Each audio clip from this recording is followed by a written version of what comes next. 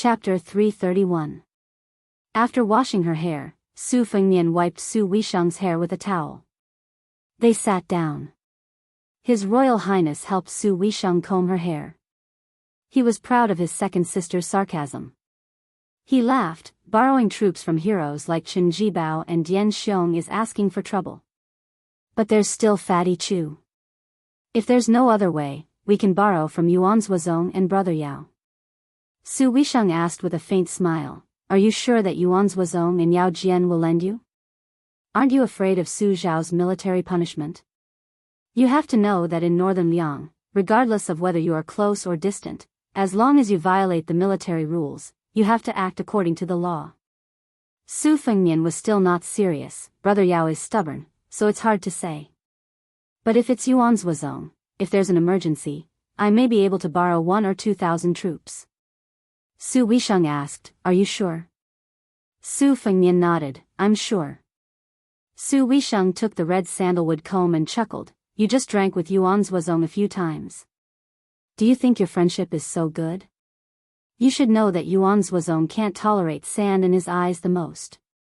He and Chu Lushan are both Su Zhao's adopted sons, but they are like fire and water. It can be seen that you, a foppish son, are confident you can enter Yuan Baixiong's eyes?" Su Fengnian curled his lips, "It's up to you to believe it or not."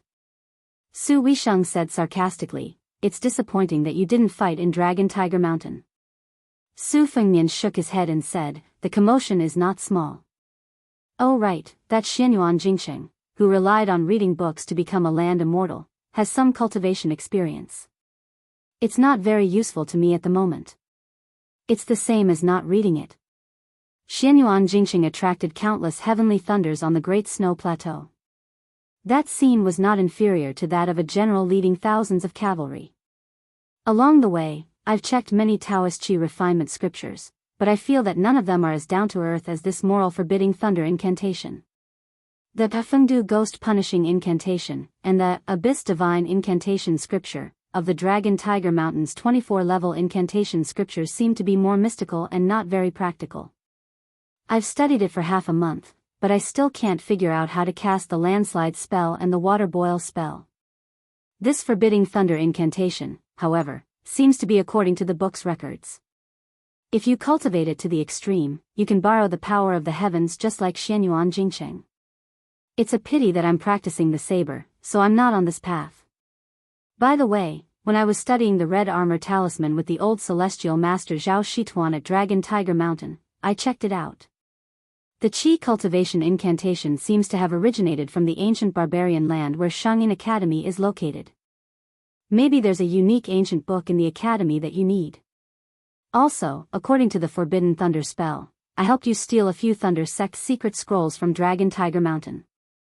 There are probably some incantations to guide the Thunder Sect's divine warriors. According to the old Celestial Master, the ascended Celestial Masters of Dragon Tiger Mountain would leave their essence incantations in the Dragon Lake. Unfortunately, I don't have the ability to steal these treasures for you. Also, that female tiger Kuei nicknamed Bodhisattva, the one called King Kong, I've already given it to Huang Manor. Bodhisattva will give it to you." His Royal Highness rambled on endlessly. Su Weisheng interrupted Su Fengnian's rambling and said with a smile, "You've given me all the good stuff. What about yourself?" Su Fengnian was stunned for a moment. He smiled and pointed at the two sabers at his waist. He said matter-of-factly, "What use do I have for those worldly possessions? The spring thunder embroidered winter is enough." Su Fengnian saw that his second sister was silent. He knew that she didn't like him practicing the saber and being a brute warrior. He changed the topic and asked, "Today, I saw the famous Jixia scholar of Shangyin Academy with my own eyes. Only then did I know that there are a lot of poor people." Su Weisheng smiled and said, "Scholars carry books and travel to study, and wanderers carry their swords and travel.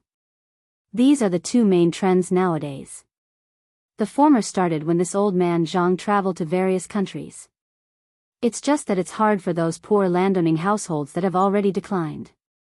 For the sake of face, they still pay attention to carrying books and traveling after their heirs reach the age of 20. For this reason, they don't hesitate to scrape together money. Think about it, when a weak scholar travels, it's at least a few hundred li away. They have to have a page to take care of their basic necessities, as well as an old servant who's familiar with the ways of the world. Won't the small families rack their brains over the expenses of these 3 people? Therefore, some landowning households that have long been no different from the poor families don't dare to dream of traveling thousands of li when they carry books and travel to study. At most, they just visit a few counties in a state and try their best to visit a few famous scholars and experts. They drink tea and discuss Taoism with them. That's all.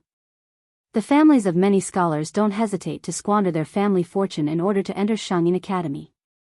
On this trip to Earth Lung Mountain, there was a Jixia scholar in the group who stayed outside the academy for 18 years before passing the examination. He's already over 50 years old. Most of the Jixia scholars who teach him are younger than him. In order to save money to buy more books, he only eats steamed buns and salted vegetables all year round. Therefore, Shangyin Academy isn't as useless as you originally thought. Those who can enter Shangyin Academy, regardless of morality, are not bad. Su Weisheng stretched out his hands and pinched Su Fengnian's cheeks. He smiled and said, "It seems that you've benefited a lot from these 2 trips. I'm wondering if I should persuade you to go to Beimeng again." Su Fengnian said sluggishly, "Sister, do you really think so?" Su Weisheng increased his strength and said, "Since I can't stop you from practicing the knife, and it seems that your knife practice is not just about developing your limbs, it's not right for me to stop you. But let me say this first. Since you want to practice the knife, you should at least practice until you become a land immortal, right? It's been hundreds of years since anyone has done this." Su Fengnian's face was bitter. He said vaguely, "Sister, why don't you practice the sword until you become a sword immortal?" Su Weisheng let go of his hand and smiled with squinted eyes, "Sister, you're a woman. Fighting and killing is not ladylike." Su Fengnian said helplessly, "Sister, you're so reasonable." Su Weisheng stood up and said, "Let's go. Since I've decided not to stop you from practicing the knife, I won't stop you from going to Martial Emperor City. You just have to be careful." Su Fengnian and his second sister walked out of the cabin together. Coincidentally, there was a poor old scholar leaning against the railing and looking at the river nearby. He muttered to himself, "Even a homeless dog like me has homesickness." Chapter 332. His Highness the Crown Prince happened to hear the old student talking to himself, but he ignored him. There were countless people in the 8 kingdoms during the spring and autumn period. Which one of them was not a stray dog? When he brushed past the scholar who was mocking himself as an old dog, he saw from the corner of his eye that the old man was clearly in a hurry. Seeing that His Royal Highness had no intention of stopping, he hurriedly turned around and made a deep posture as if he was looking at the river. He was very worried about the country and the people. He continued, "Before the Zhenyuan period of my dynasty, the struggle in the imperial court was a struggle between the pillars of the country. It was a struggle between the civil and military officials who had helped the late emperor build the country. Each of them represented the forces behind them and schemed against each other. They fought for benefits. Among them, the orphans of the 8 kingdoms were lucky enough to occupy a seat. Starting from the Yonghui period, Grand Secretary Zhang Julu began to hold power. After more than 10 years of the Yonghui period, the talents of the 8 kingdoms, either voluntarily or by force, gradually abandoned the fence and integrated into the imperial court. The boundary between civil and military officials was blurred. It turned into a confrontation between the north and the south. The south was relatively weak, but it had the support of the 2 kings of Yan and Guangling. Especially in the short 4 years from the first year of the Yonghui period to the 4th year of the Yonghui period, led by the Minister of Personnel, Zhao Yuling, who was born of a concubine, from the south, Wang Xiongui, Yuan Gua, Han Lin, and the others from the Han family in the south were promoted one after another and were able to hold real power in their respective departments. They complemented each other with the Jiangnan scholar group and their power soared. They spared no effort to fight for one word, fame. However, the struggle for fame and fortune between civil and military officials was only on the surface. In the end, it could not escape the emperor's technique of balance. Looking at the past 20 years, the people in the imperial court all had their own achievements. Only the isolated great general Su of Bailiang was exempt. His value was that he was far away from the struggle in the imperial court. Not fighting was the biggest fight, and it was really powerful. I, Lu Wenbao, am different from those scholars. When I look at the rise and fall of the dynasty, I do not rely on the wisdom and muddle-headedness of the emperors. Instead, I find another way. I start from the power of the ministers. Virtuous ministers prosper the country, evil ministers harm the country. I, Lu Wenbao, secretly think that in less than 5 years, the first person in this dynasty, Zhang Julu, will. Lu Wenbao, who had a long and eloquent speech, had just reached the most important part. He originally wanted to keep the audience in suspense and catch their appetite so that he could say something surprising. However, when he turned his head slightly, he was stunned as if a large basin of cold water had been poured over his head. His Royal Highness had already disappeared. This impromptu but carefully planned self-recommendation was in vain. Lu Wenbao, who had lost his home, sighed and could not help but feel disheartened. He was born in a declining aristocratic family in the old southern Tang. As Su Weisheng said, he was a poor scholar who could not even leave a single county. When he was young, he always thought about his mother, who said that before he was born, his palm was bitten by a leopard in his dream.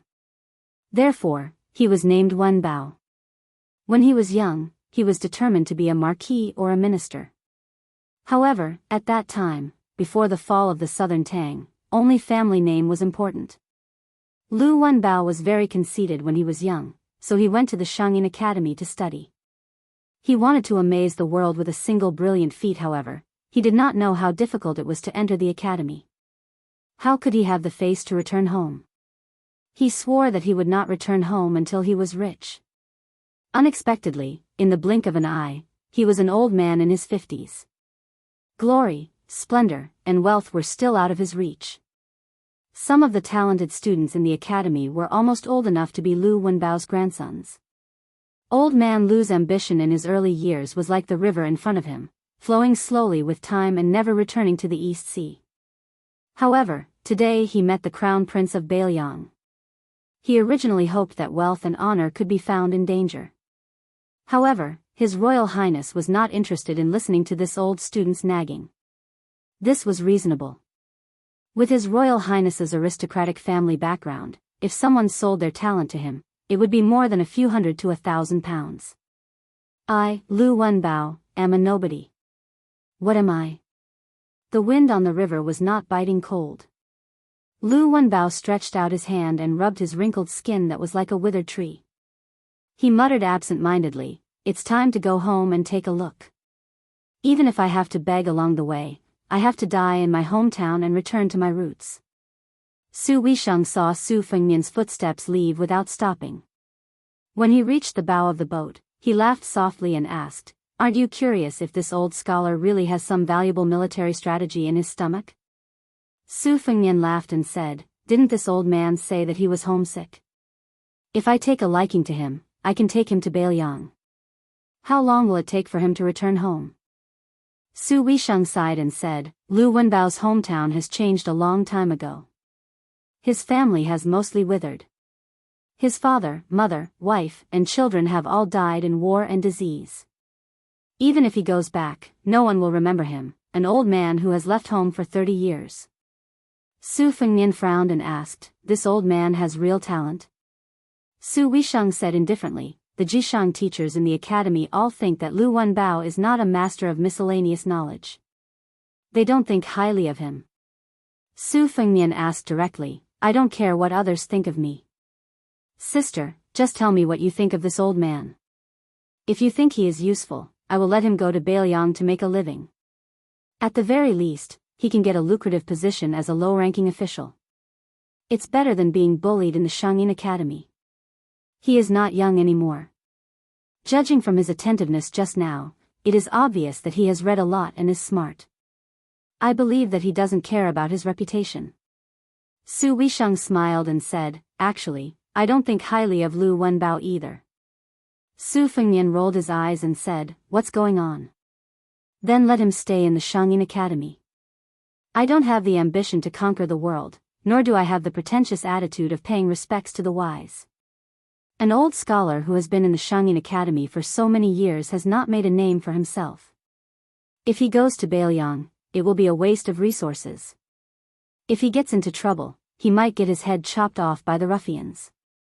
Why bother? Su Weisheng shook his head and said, but what Lu Wenbao said just now was quite interesting. Su Fengnian sneered and said, even an ignorant and incompetent person like me can tell that he is talking big.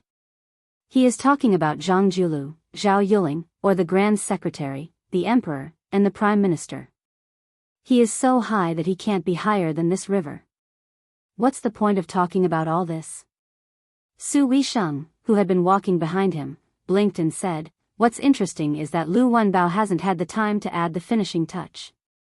Unfortunately, you left too quickly.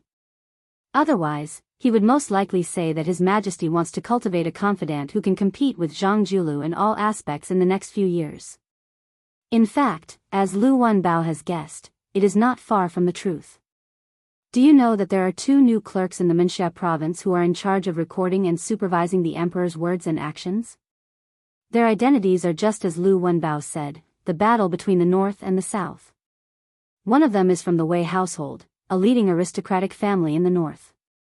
The other's ancestors are from the eastern Yuan tribe. They have always been unknown and only know that they are studying in the northern St. Zhang family. But according to reliable sources, the clerks who are in their 30s are highly regarded and trusted by the emperor. If we talk about the path of the bureaucracy, it is very likely that they are the same as Zhang Julu's. After a few more years of hard work, perhaps this person will have the opportunity to make waves with one turn of the hand. It should be known that this secret is something that even many of the important officials in the imperial court cannot see through. But Lu Wenbao, a scholar who is far away from the imperial court, can use history books to determine the future. It is not easy. If you don't believe me, you can call Lu Wenbao over and ask him. Su Fengnian waved his hand and said, don't. Second sister, you have a divine foresight. When we were young, I never won a bet against you. Su Weisheng smiled with narrowed eyes. Su Fengnian immediately corrected her without any backbone, sister. Unexpectedly, Su Weisheng said softly, in the future, just call me second sister. Don't fight with her over this. Su Fengnian did not dare to harp on this issue and stopped while he was ahead. He asked in a low voice, since the old man has some ability, how should we deal with him? Throw him to Bailiang? Su Weisheng thought for a moment and said, there's no rush. Wait until you return from Beimang before making a decision. If you personally try to rope him in with just a few words, then Lu Wenbao's temperament, which has been tempered for decades, will climb up to his head again. With your impatient temperament, you won't have the good temper to temper anyone. Su Fengnian said with an aggrieved expression, sister, these words are too unreasonable. Su Weisheng changed the topic and looked directly at Su Fengnian. I want someone from you. Su Fengnian was slightly stunned and said, say it. Su Weisheng smiled playfully, Yu Xuanji. Su Fengnian frowned, Yu Youwei's father is a famous scholar from Shangyin Academy, but what use do you have for his daughter? Su Weisheng was as rude and unreasonable as usual, you're not giving? Su Fengnian smiled shyly and said, can I lend it to you? Remember to return it to me. Su Weisheng said without hesitation, of course I'm lending it to you. Otherwise, what use do I have for a girl from you? If she's just a courtesan, Yu Youwei, it's a waste of talent. Su Fengnian was puzzled, the country is already ruined. Even if it's Yu Xuanji, what can he do in Shangyin Academy? Su Weisheng went straight to the point, if you want to catch a 1,000-year-old tortoise, you have to put in some effort into the bait. Su Fengnian was full of doubts and curiosity. He couldn't help but ask, sister, tell me more about it. Su Weisheng shook his head and smiled without saying a word. Su Fengnian immediately pulled on Su Weisheng's sleeve and acted shamelessly. Probably because she couldn't win against His Royal Highness' childishness, Su Weisheng said something strange, I've always wanted to play a game of chess with an old senior. It's time to play. Su Fengnian didn't ask any more questions. He knew that no matter how reluctant he was, she would have to leave eventually.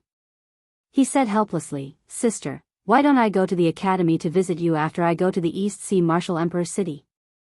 Su Weisheng said flatly, "No." Su Fengnian was about to say something, but she had already made it clear, there's no room for discussion. Su Fengnian let out a long breath and said softly, "Then you can take this boat. It's more comfortable to travel by water than by land. It'll save you a lot of trouble." "I don't need it anyway." Su Weisheng didn't hesitate and nodded. Chapter 333. Su Fengnian went to look for Yu Yue. From the beginning to the end, from the beginning of their conversation to the parting of ways, the plump beauty holding the white cat did not speak to His Royal Highness at all. Su Fengnian went ashore and mounted the handsome white horse. Looking back, he saw her and Wu Meinyang, who had gained an unknown amount of weight. Su Fengnian sighed quietly.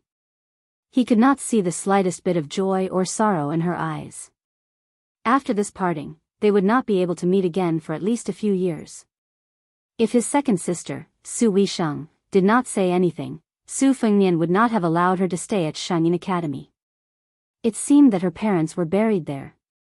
When His Royal Highness returned to Beiliang after 3 years of traveling, if he had been a few days later, she seemed to have said that she would go to the academy to guard her parents' graves and would not set foot in Jianghu again.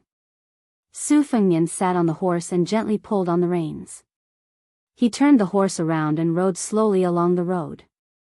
He remembered that when he was still a dandy among dandy, he had a conversation with Yu Huakue, who was not Yu Xuanji. She had said that the word sorrow should be explained by the autumn in the heart of parting people.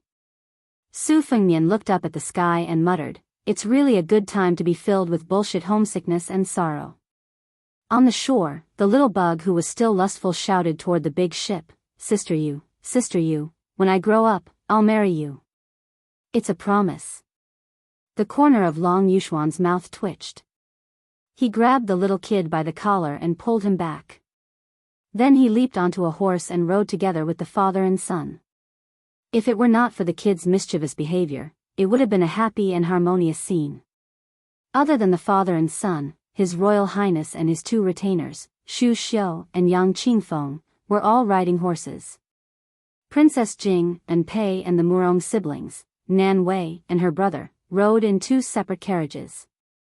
The old sword god and Blue Bird were the coachmen. This small group of people headed all the way to the northeast. At first, His Royal Highness not only seized the time to ask Old Manly for advice in martial arts, but he also took the time to go to the carriage and play a few rounds with the caged Princess Pei. Later, when they got close to the famous isolated city along the coast, he rode alone and became taciturn. Murong Tong Huang was fine, but Murong Wuzhu's temperament was weak and she was not good at hiding her emotions. Ever since she met His Royal Highness, she had a very good impression of this handsome and confident young master. Especially after the battle on the snowy plains, it was His Royal Highness who had personally moved the boulder in their hearts. Anyone with a discerning eye would be sure that as long as the heir apparent joked about marrying him, she would probably shy away and accept his offer. Along the way, she would always sneakily lift the curtain and look at his back more than at the sea. There were thousands of kinds of injuries in the world. Emotional injuries were incurable, but there was no cure for mental illness. Surprisingly, Murong Tong Huang did not reprimand her and seemed to let nature take its course. They arrived. Looking up, they could see the towering outer wall of Martial Emperor City. The horses were intelligent. They did not need Su Fengnian to pull the reins and they would stop on their own. His Royal Highness from Beiliang did not look at the wall. Instead, he turned to look at the surface of the eastern sea and was lost in thought. After waiting for a long time, Blue Bird asked softly, "Young master, are we not going to enter the city?" Su Fengnian said softly, "Enter the city." He took the lead. The Martial Emperor City was a lone city that was independent of the dynasty. Therefore, the guards at the city gate were mostly decorations. They did not need any guide to enter the city unless they were martial artists who violated the rules of the Martial Emperor City and were not allowed to enter the city. The rest were treated equally regardless of whether they were commoners, nobles, or ministers. It did not matter if they rode on horses, jumped, or crawled into the city. Of course, ever since Wang Xianji became the city lord, the martial emperor city had never opened its gates to welcome guests. Even when the emperor who unified the spring and autumn period entered the city, the second in the world did not come out of the inner city to welcome him. It was the first time that Xu Xiu and Yang Qingfeng stepped into the martial emperor city. Even though they were used to the storms of the Jianghu, they still felt extremely heavy when they walked into the shadow of the city gate from outside the city. There were countless cities in the world. For the past 100 years, the martial arts evaluation was held once every 20 years. Only this city gate had seen almost all of the top 10 experts. The current outstanding figures who stood at the top of the martial arts world, such as Dong Tai, who rode on a donkey and carried a peach blossom branch, and Xiao Chongqing, who was dressed in black, walked past. They were all like the people of the Jianghu around Xu Xiu and Yang Qingfeng. They had to pass through the city gate and follow the main road to face the inner city. There was a monster with the surname Wang, who claimed to be the second in the world. 2 years ago, there seemed to be a Western Shu swordsman named Jian Zhuang. He carried a sword case and walked past the city gate for the second time. Unfortunately, he only walked twice and left behind 6 famous swords. In the end, he did not even leave the city with his life. He just sat there and died on the city gate. Su Fengnian dismounted and led the horse forward. After walking for a while, he saw a wine stall by the side of the road. After hesitating for a while, he sat down and asked the waiter, "Do you have wine?" "Yes, yes, yes. We sell wine. How can we not have wine? We have all the good wine from all over the world here." The sharp-eyed shop owner saw that this young master was dressed in fine clothes and had an extraordinary aura. He thought that a big fat sheep had come. He told the waiter, who always felt that he only took money and was not willing to do anything, to scram to the side. He personally went up to the young master and praised himself. He jogged a few steps and came in front of the young master. Seeing the dishes on the table, he smiled flatteringly and said, "Young master, we have Zweiking, Liangzhou Laojiao, Jian Nanchun, and Jinling Daku. What would you like to drink?" The young master smiled and said, "How about rice wine?"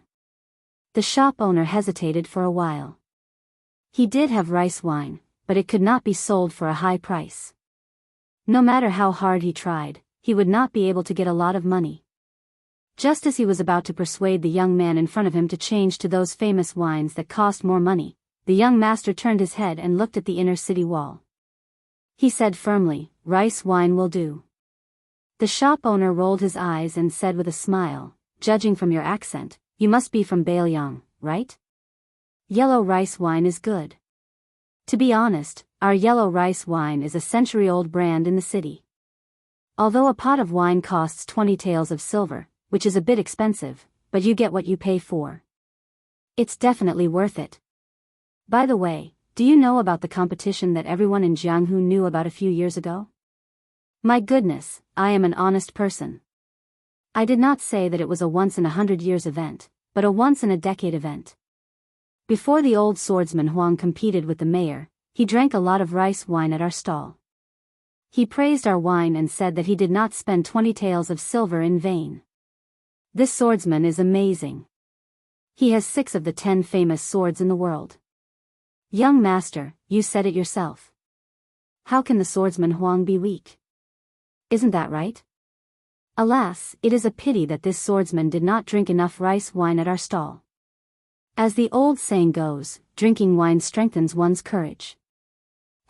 If he had another pot, he might accidentally use his skills as a sword immortal. The young master only listened to the shop owner's chatter and did not say anything. The servant girl in green who did not get off the carriage pursed her lips tightly. She wanted to say something but stopped.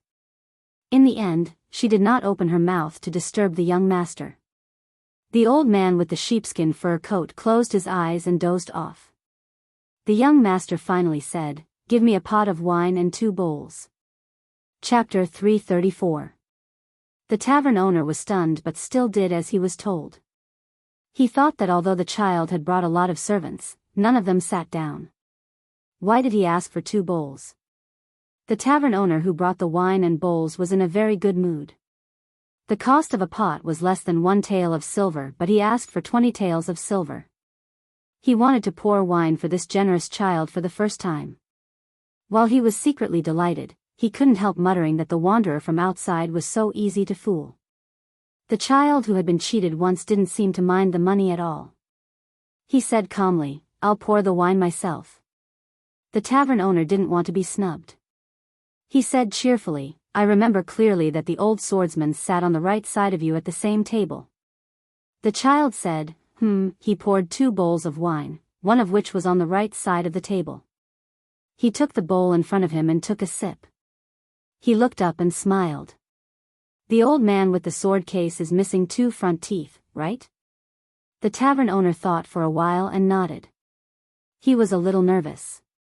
Could it be that the Baelyang child and the master swordsman surnamed Huang knew each other? If it was true, the 20 taels of silver that he hadn't gotten used to would be a hot potato. The young master smiled and said slowly, "Also, that old man with missing front teeth definitely doesn't have 20 taels of silver to pay you. At most, he would pour out all his copper coins to buy a bowl or 2 of rice wine and drink it sparingly, right?" The tavern owner was completely flustered and his face was stiff. Although the people in the martial emperor city were born with an indescribable sense of superiority and were used to squinting at the Jianghu people from outside, there was a limit to this sense of superiority. In this world, no matter how they made a living, didn't they have to weigh their own weight when dealing with people?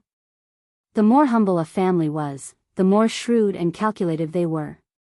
If they didn't have a good eye for the wind, how could they make others willingly take out silver and copper coins from their pockets? Although the owner of the wine stall was an old sparrow who liked to point out the world and had seen many so-called masters, it was just a glib tongue. Anyway, no one would care if he scolded or praised him. If he accidentally hit an iron plate and delayed making money, it would not be good in the end. Fortunately, the young master didn't argue with him about the lie and continued to drink. This made the owner of the wine stall feel relieved. He didn't dare to boast anymore and went to stand behind the cabinet, carefully guessing who this young man was. He stared at the long and short sabers hanging from the young master's waist. TSK, what a rare good saber.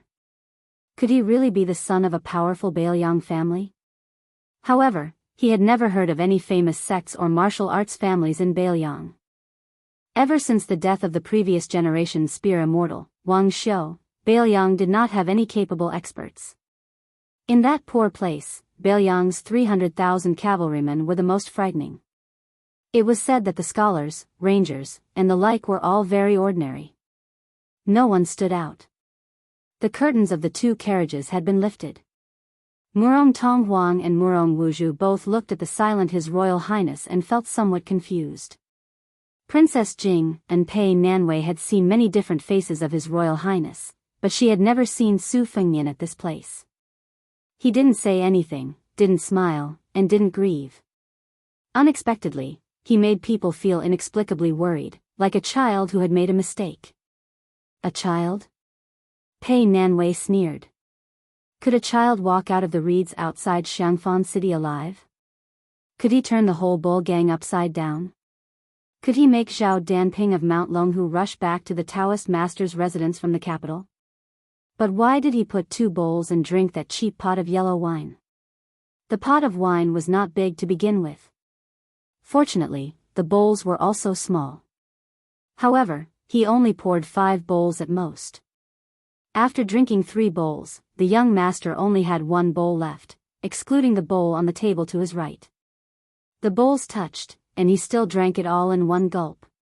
In the eyes of the wine stall's owner, the young man who was somewhat mysterious narrowed his eyes.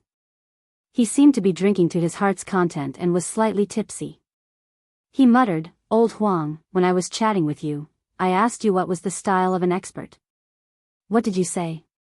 "That's right. It's an expert who can make the clouds of the 9th heaven fall and the waters of the 4 seas rise. You said that a person with this kind of ability is a real expert. You're talking about that old monster Wang from Martial Emperor City. Judging from his age, he should have this kind of ability. But you clearly know that old monster Wang is about to become an immortal, so why did you come here to ask for a beating? Didn't you always say that when we walk the Jianghu, we should run if we can't win, and when the situation is critical, we should run away? Unknowingly, Old Man Li got off the carriage and walked towards the wine stall. He directly sat down and scolded, "Little Sue, what nonsense are you talking about? If you don't have the guts, then scram with your tail between your legs. You're embarrassing this old man by staying here." The wine stall's owner was shocked by the dirty old man's carelessness. He was very puzzled as to why this armless old coachman didn't even have the slightest sense of seniority. What was even stranger was that the young man didn't get angry. He only said softly, "Otherwise." The old man wearing the sheepskin coat glanced at the city wall filled with martial weapons. He sneered and said, "Let me remind you out of kindness. No matter what you do, this old man promised Su Xiao that he would protect you from death." That young man used his finger to point at the city wall. He could vaguely see a purple black box. He smiled and said, "I don't want to do anything big. With my little weight, I can't do anything big. I just want to take this bowl of wine and go there to take a look." The wine stall's owner subconsciously rolled his eyes. This outsider was an outsider. He didn't know the rules at all and didn't know the immensity of heaven and earth. How could ordinary people go up the city wall? For almost 60 years, how many people wanted to force their way up the city wall but were all beaten down? He had been doing business here for more than 10 years. He had seen some so-called experts who didn't know what was good for them and wanted to directly float up the city wall. Without exception, they all didn't have a good ending. Before they could leap up 50 to 60 feet, they would provoke the experts in the inner city to attack them. They were all like kites without wind and fell to their deaths at the foot of the wall. They couldn't be more dead. How were the sword god Dong Tai and Chao Qingyi's skills? What was their status in Jianghu? It was rumored that when they challenged the city lord a few years ago, didn't they have to follow the rules and go up the martial tower level by level? In the eyes of the wine stall's owner, the one-armed old man who was an eyesore smiled and said, "What's so difficult about that?" After the young man heard that, he slowly stood up and picked up the bowl of wine. He turned his head and said to Blue Bird, "You all wait here." Pei Nanwei widened her limpid eyes. It was unbelievable. Was this guy crazy? Even a woman outside of the Jianghu like her knew that there was a second under heaven in the inner city. On this day, on the bustling streets of the martial emperor city, all the visitors and citizens of the martial emperor city saw an unforgettable scene. A handsome young man walked with a bowl in his hand and said in a clear voice, "Wang Xinji, may I ask what is meant by the clouds of the ninth heaven drooping down, and what is meant by the waters of the four seas standing up?" This sentence was said with vigorous inner energy, and it echoed through half of the city. Immediately after, according to the estimates of the busybodies, there were at least 1,900 swords that were unsheathed at the same time and hung in the sky. And this magnificent phenomenon was caused by a one-armed old man who had been alone in the Jianghu for too many years. Wang Xianji. Li Chungang is here to visit the Eastern Sea. I want to borrow this city of swords to fight with you. Chapter 335. The Jianghu was indeed too big. Even if an immortal smashed a Mount Tai into the Jianghu and caused a huge splash, there would be no ripples after a decade or 100 years. Therefore, most of the Jianghu people were forgetful. They lived less than 100 years at most. 70 was a rare occurrence since ancient times. Li Chungang became famous too early. He was the best at a young age and was almost invincible at 30. Who could compete with him? This old sword god rose to fame early, but he also fell early. After he lost to Wang Xianji of the same generation, his wooden horse and ox were broken, and very few rumors of him entered the Jianghu. Over time, as his close friends and beauties turned to dust one after another, even some old antiques of the current Jianghu had a vague impression of Li Chungang, let alone those young and middle-aged Jianghu people. To these people, not to mention the old but strong Wang Xianji, in terms of swordsmanship, Qi Xianxia of the Dragon Tiger Mountain and Wang Xiaoping of the Wudang sect were on par with each other. However, compared to Deng Tea, who was full of immortal aura, they were still inferior. Jianghu changed, but the one thing that remained unchanged was that swordsmen were always the most common in Jianghu. They were like carps crossing the river, densely packed together. Deng Teo was undoubtedly the only sword god in the eyes of Jianghu today. However, this sword god did not like carrying a sword, which was a strange thing. If a sword user lost to a saber user or a spear user, he could say that he had lost. But if the saber user or the spear user brought out their best masters, who could beat sword god Deng who did not use a sword? Rumor had it that sword god Deng was born with the back of a tiger and the waist of a bear. He could transform into 3 heads and 6 arms. There was a small yellow pearwood sword box in his bag, which contained more than 10 pocket-sized swords. They were like living creatures raised by the secret technique of the Wu family's sword tomb. They could eat meat when hungry and drink blood when thirsty. It was very mysterious.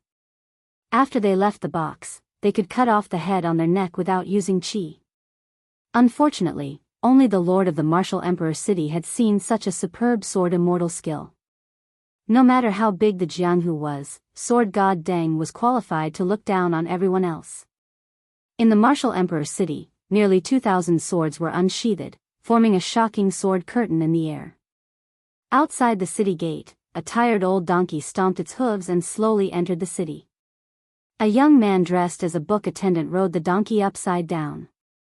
There was a scabbard hanging on his waist, but his sword was gone.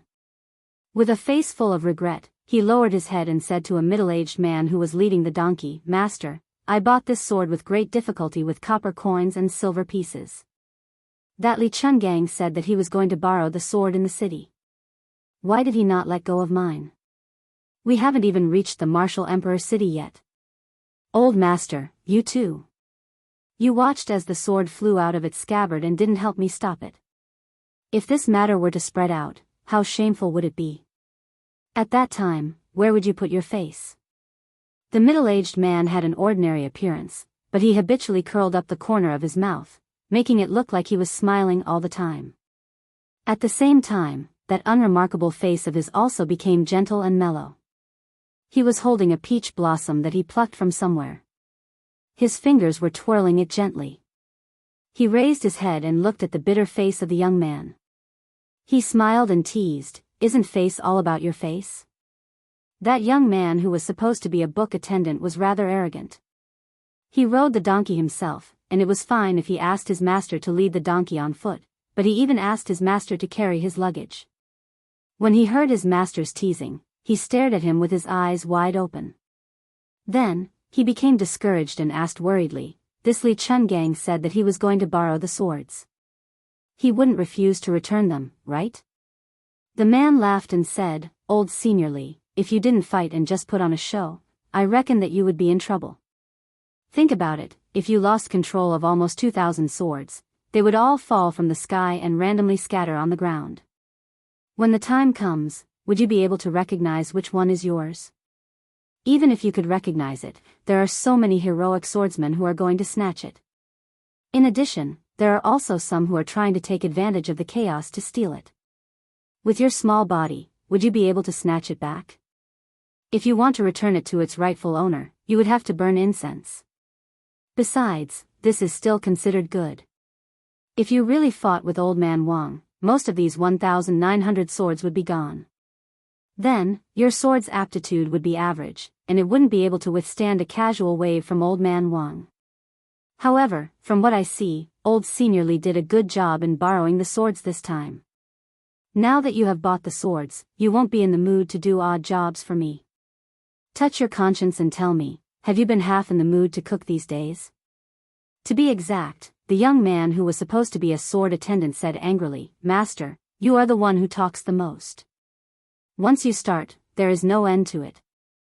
My ears are getting calluses from talking so much." The middle-aged man in coarse hemp clothes was indeed someone with a good temper. He chuckled and said, all right, all right, all right. I will shut up." The young man who was supposed to be a sword attendant but had never carried a sword for his master sighed and said, "Master, can I talk to you about something?" After leading the donkey into the city, the man who was standing on the main street and looking at the inner city wall smiled and said, "Old Senior Li and Old Man Wang are going to fight. Aren't you making things difficult for me?" The sword attendant took a step back and said, "Master, why don't you take advantage of the chaos and pick up 17 or 18 swords for me? Anyway, master, you are just picking up swords, not stealing or robbing. It doesn't matter. The man smiled knowingly and said, look, you were just saying where my face is. If I carry more than 10 swords on my shoulders and run on the street, will I have face? The sword attendant's heart was as dead as ashes. He said with a sad face, I have been working hard for more than 600 years by your side. It wasn't easy for me to save 17 taels of silver, and I spent all of them on swords. If I had known, I wouldn't have come to this bullshit martial emperor city. Bullshit. When the man saw that the young man was about to cry, he said with a headache, all right. When there is no one around later, I will help you pick up a good sword. The young man's face suddenly changed. He smiled brightly and said, Master, are you tired? I will help you carry the book box. The man laughed angrily and said, how immoral. If I carry the book box for you, it will be the donkey who will be tired. It is better for me to be tired. The sword attendant grinned and looked up at the gloomy sword curtain above the city. He looked absent-minded and asked softly, Master, who do you think will win if we really fight? The man smiled and said casually, unless we fight to the death, Old Man Wang has a much higher chance of winning this battle. The sword attendant curled his lips and rolled his eyes. This Li Chungang is too useless. He only knows how to create such a scene to scare people. Isn't he just an embroidered pillow? The man showed a rare dignified expression and said in a low voice, Sanlu, don't be disrespectful to Senior Li. The young man saw that his master was angry, so he didn't dare to say anything and obediently said, oh. But then, with a face full of unwillingness, he said, that Old Man Wang is just a dog sitting on a pile of dog dung, proclaiming himself as a king. If Old Master were to use your full strength, you would definitely beat him up until his parents wouldn't recognize him. The man laughed and shook his head, I won't count on it in this life.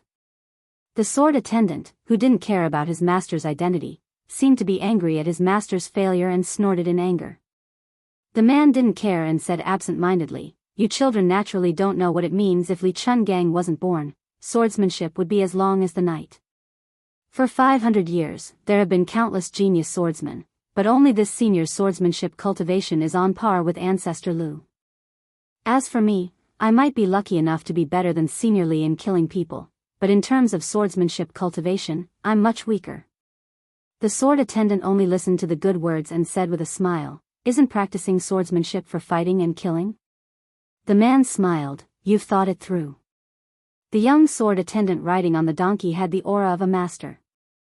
The man stopped spinning the peach blossom branch and said in surprise, it's here. You're lucky to see it. This fight is really going to happen. It's not all talk and no action. A loud voice came from the attic in the inner city, Li Chungang, please come out of the city and fight with me in the sea. Countless people in the martial emperor's city looked up at the same time. A burly white figure was like a comet that blasted from the top of the attic to the East Sea. 1,900 swords pointed at the East Sea. One person jumped on the sword and flew to the East Sea. The strongest battle in the world. Chapter 336. When the two silhouettes left the city and entered the sea, the martial emperor's city went through a brief moment of dead silence. Then, a wave of noise broke out in an instant. No matter if it was the common people in the city or the heroes from other places, they all rushed out of the city. If one were to look down from the sky above the city, it was as if 4 torrents had converged near the 4 gates. Then, 3 of the torrents made a turn and rushed towards the East Sea. Some of the impatient Jianghu people who were good at martial arts didn't care about walking at the speed of a tortoise. They directly leaped onto the roofs and vaulted over the walls of the city. Such a spectacular scene of hundreds of people jumping up and down at the same time was indeed rare. In just half a cup of tea's time, the streets of the martial emperor's city, which could fit more than 100,000 people, were empty and deserted. After all, the one-armed old man who called himself Li Chungang had the ability to control 1,800 swords. It couldn't be faked. Moreover, Wang Xianji had been overseeing the martial emperor's city for more than half a century. Whether it was the divine swordsman Dong Tai or Chao Guanzi, they had never let him out of the city for a battle. Even if one were to use their butts to think, they would know that this outdated old man wearing a sheepskin fur coat was a rather tyrannical character. Such a battle at the pinnacle that was hard to come by. If they missed it, they would regret it for the rest of their lives. The bustling main street was empty in an instant. Even the wine stall owner and the 2 waiters ran out. Only His Royal Highness and the others were forced to stay. Shu Xiu's heart was itching, but entering the martial emperor's city was like treading on thin ice. Moreover, the current grand occasion was created by His Royal Highness and the old divine swordsman. She was already at the center of the whirlpool and didn't dare to follow the crowd out of the city to watch the show. If His Royal Highness made a mistake, the king of Bailiang wouldn't be able to punish the bold Li Chungang and kill her as an example. Shu Xiu couldn't even hope to exchange her life for his. She was destined to suffer a fate worse than death. The expressionless Yang Qingfeng glanced at Shu Xiu from the corner of his eyes and continued to look at the top of the inner city without batting an eyelid. In the center of the inner city, there was a loft towering into the clouds. It was like the Tongtian Pavilion that the Emperor of Dongyue spent half of his national treasury to build because a short-sleeved poet beside him said, "I don't dare to speak loudly for fear of alarming the people in the sky." The second in the world had shot out from there and fell into the East Sea to challenge Li Chungang to a duel in the dark misty ocean. Yang Qingfeng's expression was normal. In fact, his excitement was no less than Shu Xiu's. As long as one was a martial artist, who wouldn't be fascinated by Li Chungang's immortal style and heroic spirit of borrowing swords from the entire city? Moreover, the feud between the 2 seniors was a major storyline that ran through the entire Jianghu. Ever since Li Chungang left Bailiang, he had split the river 200 feet away from the gates of hell, defeated the Wu family's sword crown outside Xiangfan City, and achieved the sword immortal realm in the Great Snow Plains. Could it be that all of these were just to pave the way for today's battle? Little Worm took advantage of his father's stupefied state and struggled to jump off the tall horse. Probably because his legs were weak, he fell flat on his face. After getting up, he patted the dust off and went to the wine stall to pick a few bottles of good wine for himself. After sitting down, he began to drink and entertain himself like an old man. Finally, he found his conscience and waved his hand at his father, who had become a foreign official, and said with a smile, "Dad, let's drink. It's free." Long Yuxuan was not in the mood to drink. He was afraid that His Royal Highness and the old god of swords Li Chungang would both die in Wu City. As a foreign official of Bailiang, if he was trapped in the city, he would be torn apart by 5 horses or trampled into meat paste. Long Yuxuan did not get off his horse. Instead, it was a man who came into the city with a donkey who smelled the wine. He picked a table far away from the naughty children and rummaged through the cabinets to get a few bottles of wine. However, he did not forget to take out a few pieces of silver and put them on the table. The young swordsman sitting on the donkey's side and jumped off the donkey's back. He carefully stared at the group of strangers. They were very strange partners. The dead man's face was as white as snow. The coachman was a delicate and pretty older sister dressed in green. There was also the aunt who rode on the horse. Her breasts were so high that they were about to burst out of her clothes. The young swordsman, who was inexperienced, felt his heart skip a beat. Especially after Shu Xiu gave him a flirtatious glance, the young swordsman's face turned red and his breathing became erratic. The swordsman who did not live up to his name turned his head away, not daring to look at the aunt. The old Taoist nun, the naive child, and the beautiful woman. These 3 types of people were not to be trifled with. If one's cultivation was not high enough, one could fail miserably. After the young swordsman named Sanla lowered his head, he secretly thought that although the aunt was pretty, she was a little older and did not look like a proper lady from a respectable family. He did not like her. Just as the youth was feeling regretful, he caught a glimpse of a face through the curtain of the carriage. He was instantly stunned. A beauty through the bead curtain. San Lu felt as if he was struck by lightning. The middle-aged man who was drinking leisurely saw the sword boy lose his soul and smiled. He followed the youth's dazed gaze and saw an androgynous beautiful face. The boy had good eyesight. If one were to say that San Lu was drooling over a beauty, this boy would be wronged. The girl behind the curtain was beautiful, but compared to the girl surnamed Shen he saw in the Luotian garden not long ago, she was still lacking. She also didn't see San Lu lose his soul like this. The girl behind the curtain seemed to be annoyed by San Lu's gaze. She frowned slightly and let go of the curtain, not wanting to see him again. San Lu slowly regained his senses, feeling ashamed of his inferiority. The man found it funny. Could it be that he really fell in love with her? The man didn't know anything about love between men and women, so he didn't know how to untie the knot in San Lu's heart. He just let nature take its course. Chapter 337. After the flower thief Long Yuxuan saw the master and servant pair, he was worried. It wasn't strange for someone to ride a donkey, but a donkey with a peach blossom branch in addition to the martial emperor's city was not to be underestimated. Although the new sword god Dong Tai liked to carry a peach blossom branch around the Wulin, it attracted many men and women who blindly worshipped the sword god and imitated him, causing some old-school Wulin people to be disgusted. Imagine, every time the peach blossom blossoms, walking on the streets, 3 out of 10 sword-wielding heroines would carry a peach blossom branch around. Wouldn't it be boring? This was the same logic as when the official Chao Chongqing caused the green shirt wave. At that time, the whole city was wearing green clothes, and it was popular all over the country. In terms of popularity, the top 3 of the top 10 experts were Wang Xianji, Dong Tai, and Chao Chongqing. They were 10 streets ahead of the other 7. Long Yuxuan naturally didn't have the chance to see the real face of the sword god Dong Tai, but he knew that not just anyone who rode a donkey and carried a peach blossom was a sword god. But this gentleman in front of him didn't look like an ordinary person. Long Xuanyu was facing a great enemy. Seeing the little bug drinking wine without knowing the immensity of heaven and earth, he hesitated for a moment, then got off the horse and carefully sat next to the child, separating the brat from the master and servant pair. On the empty main road of the martial emperor's city, His Royal Highness carried a cup of wine and walked forward. At the foot of the wall, there were 6 famous martial emperor cities' martial slaves. There were a total of 12 martial slaves, and all of them were top-notch experts of the martial emperor's city who had lost to Wang Xianji and had to become her slaves for the rest of their lives. There were 4 swordsmen, 3 saber masters, 1 spear master, 2 fist master, 1 zither master, and 1 chess master. The martial emperor's city sent half of their slaves to stand at the foot of the city wall. It wasn't a method of hospitality, but to make His Royal Highness, who was riding a white horse out of Liangzhou, retreat.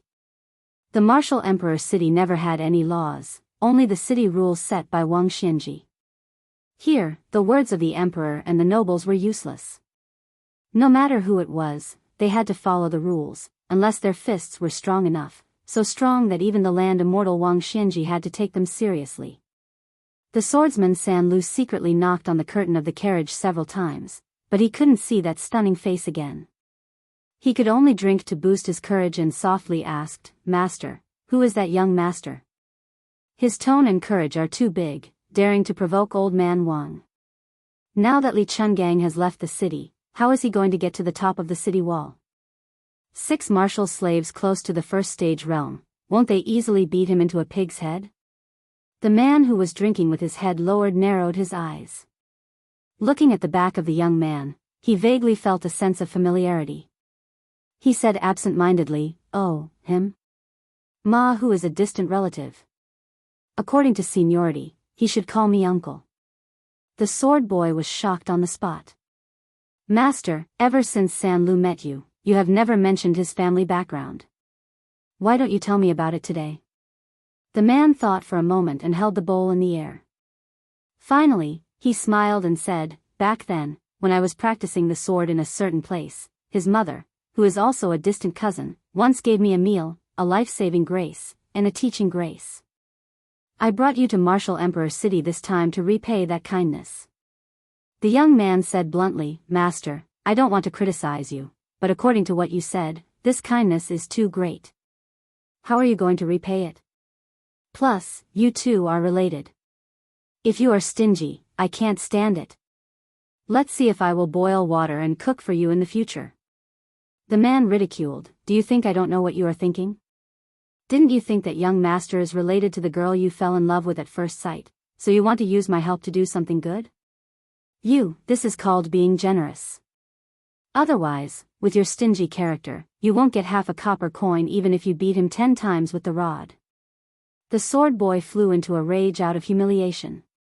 He no longer paid attention to the harsh master, but the corner of his eyes looked at the carriage. He was afraid that the girl would hear him and have a bad impression of him. The man sighed softly. Before Wu Su left the Wu family's sword tomb, I said goodbye to her at the Sword Mountain. Later, she entered the imperial city alone for lame Su. I didn't have time to follow her, so she fell ill. I feel guilty about it to this day. As he spoke, the man bent down and took out a yellow pear wood box.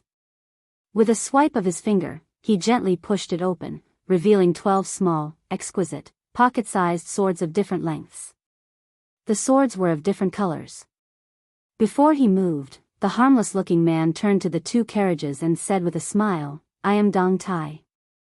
I owe Princess Wu Su a favor when I was practicing my swordsmanship.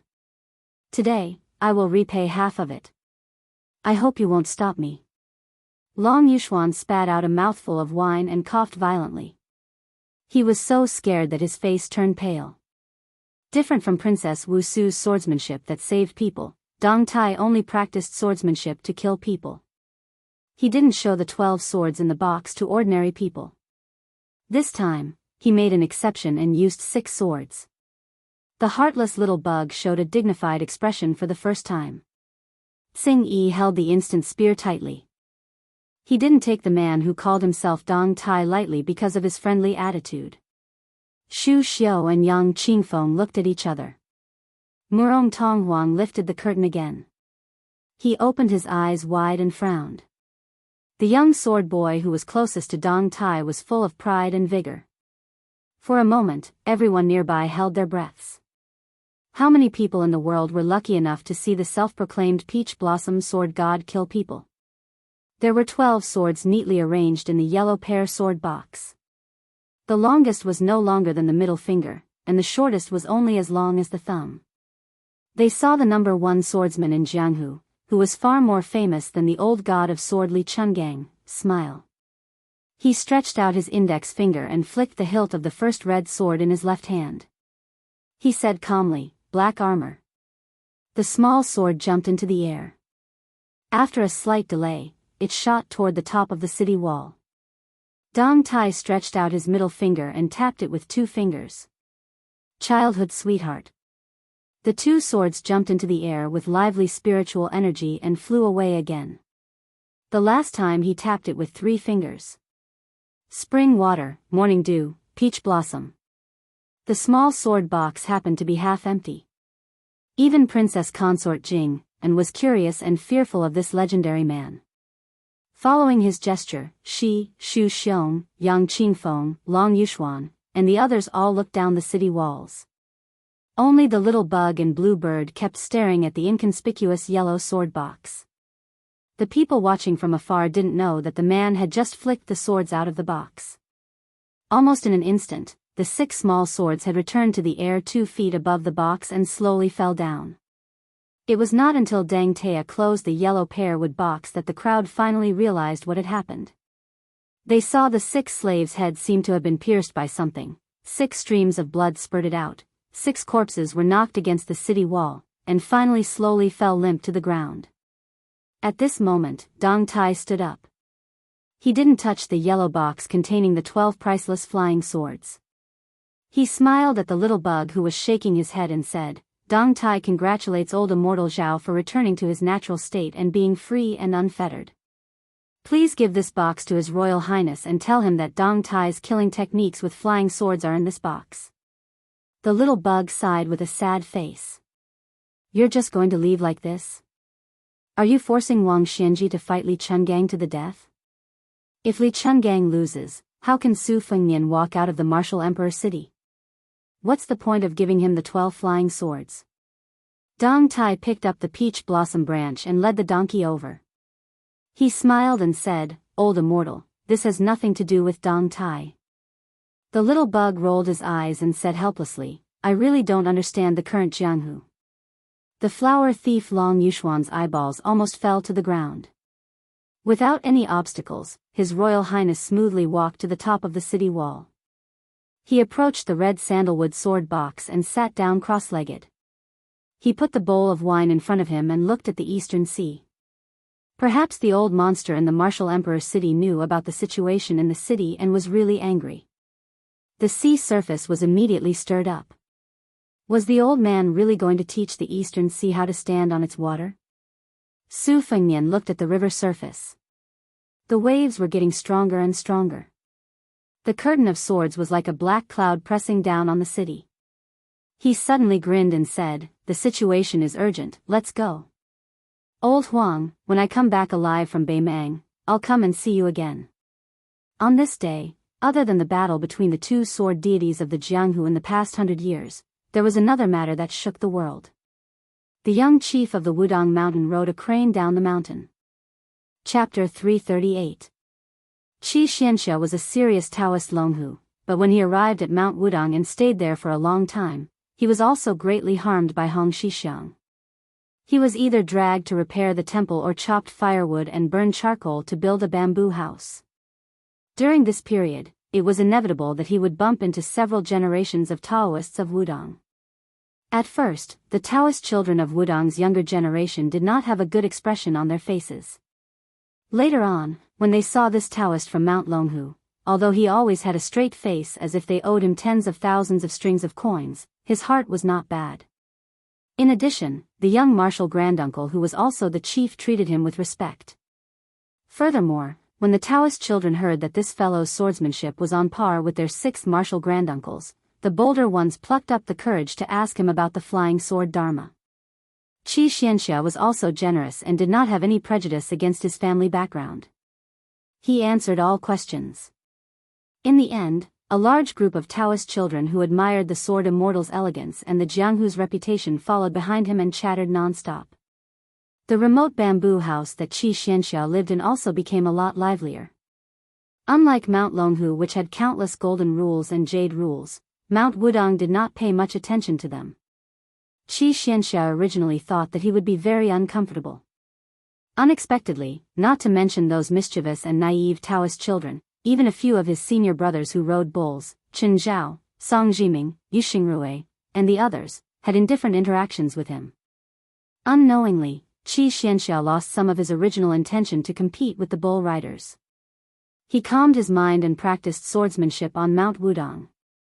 Occasionally, he would go to the Taishu Temple on the main peak to admire the sunrise and sunset. Looking into the distance, the 72 peaks in the 4 directions were like lotus petals protecting the main peak.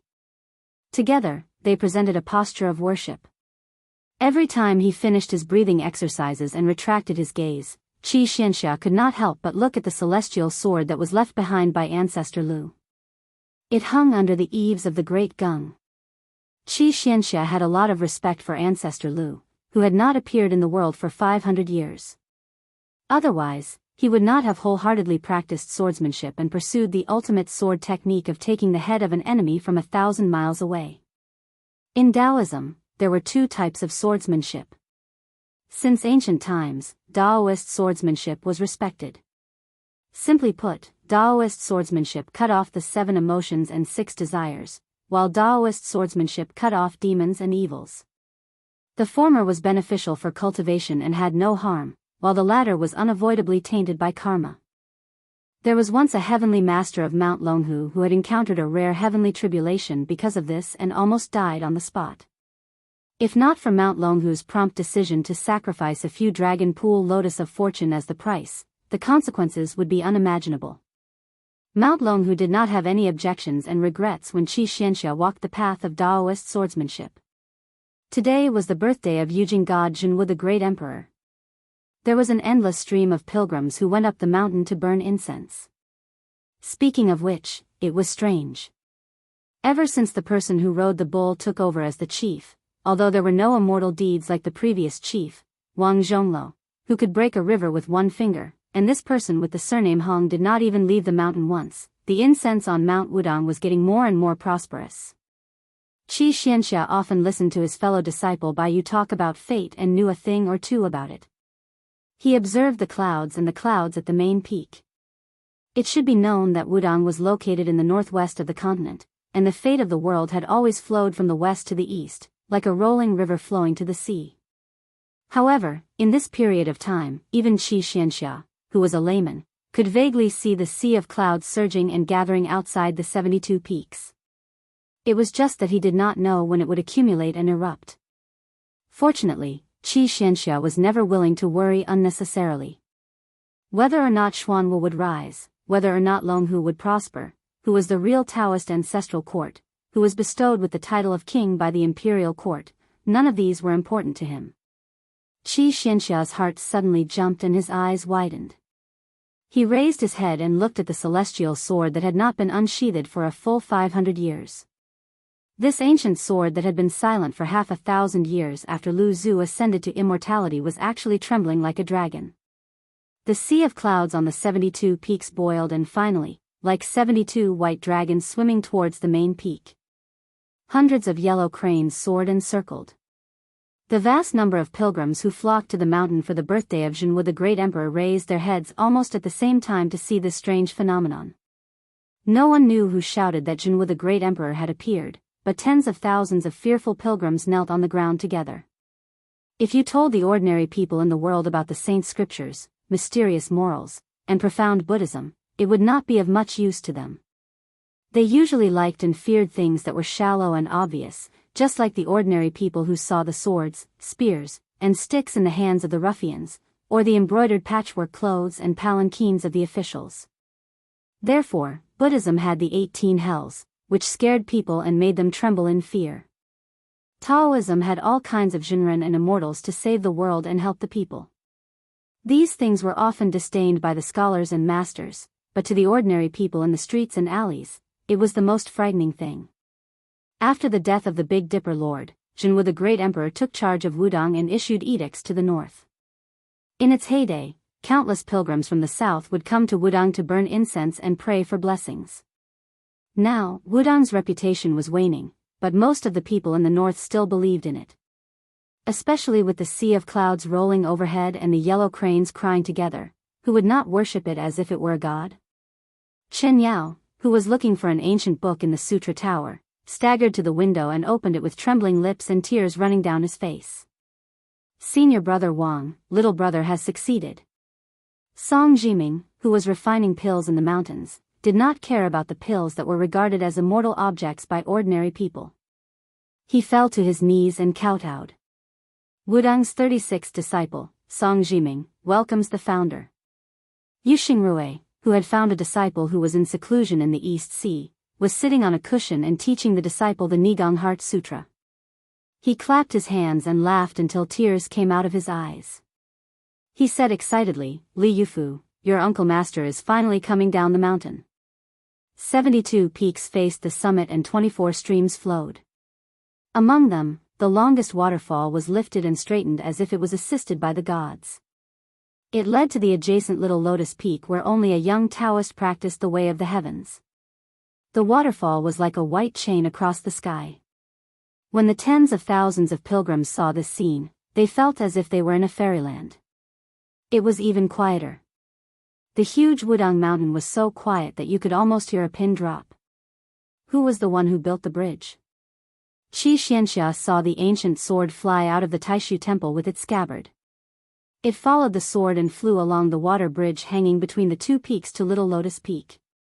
He saw the person riding the ox and leaning against the tortoise camel tablet. He muttered to himself, "Today is the day to interpret the lot. It's best to go to Jiangnan." The immortal ancient sword flew around the young chief, as if it was reuniting with an old friend. It was happy and excited. Qi Xianxia, who was excited, shouted, "Hong Shixiang, who are you? Why is Ancestor Lu's sword connected to you?" The young martial granduncle on the ox turned a deaf ear. He was in a daze. He pinched his fingers and calculated again. After a long time, he exhaled and smiled at Qi Xianxia. He slowly got up and stroked the ancient sword that was suspended in the air. He touched it with his finger and the 3-foot sword was as clear as water. The scabbard separated and he said softly, "You go to Jiangnan, you go to Longhu. I'll be there soon." The scabbard went to Longhu Mountain and the sword flew towards Jiangnan. The ancient sword went down the mountain first. Hong Shixiang, who was wearing a plain Taoist robe, patted the dust off. He rode a huge yellow crane and looked towards Jiangnan. Jiangnan is good. It's best if it's a red coat. Qi Xianxia looked up at the yellow crane and said in shock, Ancestor Lu? Qi Xianxia was originally shocked to the extreme, but when he saw the yellow crane return, the guy who was no longer riding an ox hastily jumped off. He smiled awkwardly and said, let's go greet the senior martial brothers first before leaving the mountain. Oh right, Brother Qi, I'll have to trouble you to take care of the Taoist children's studies. Even the inflexible Qi Xianxia couldn't help but want to swear. What kind of immortal is this?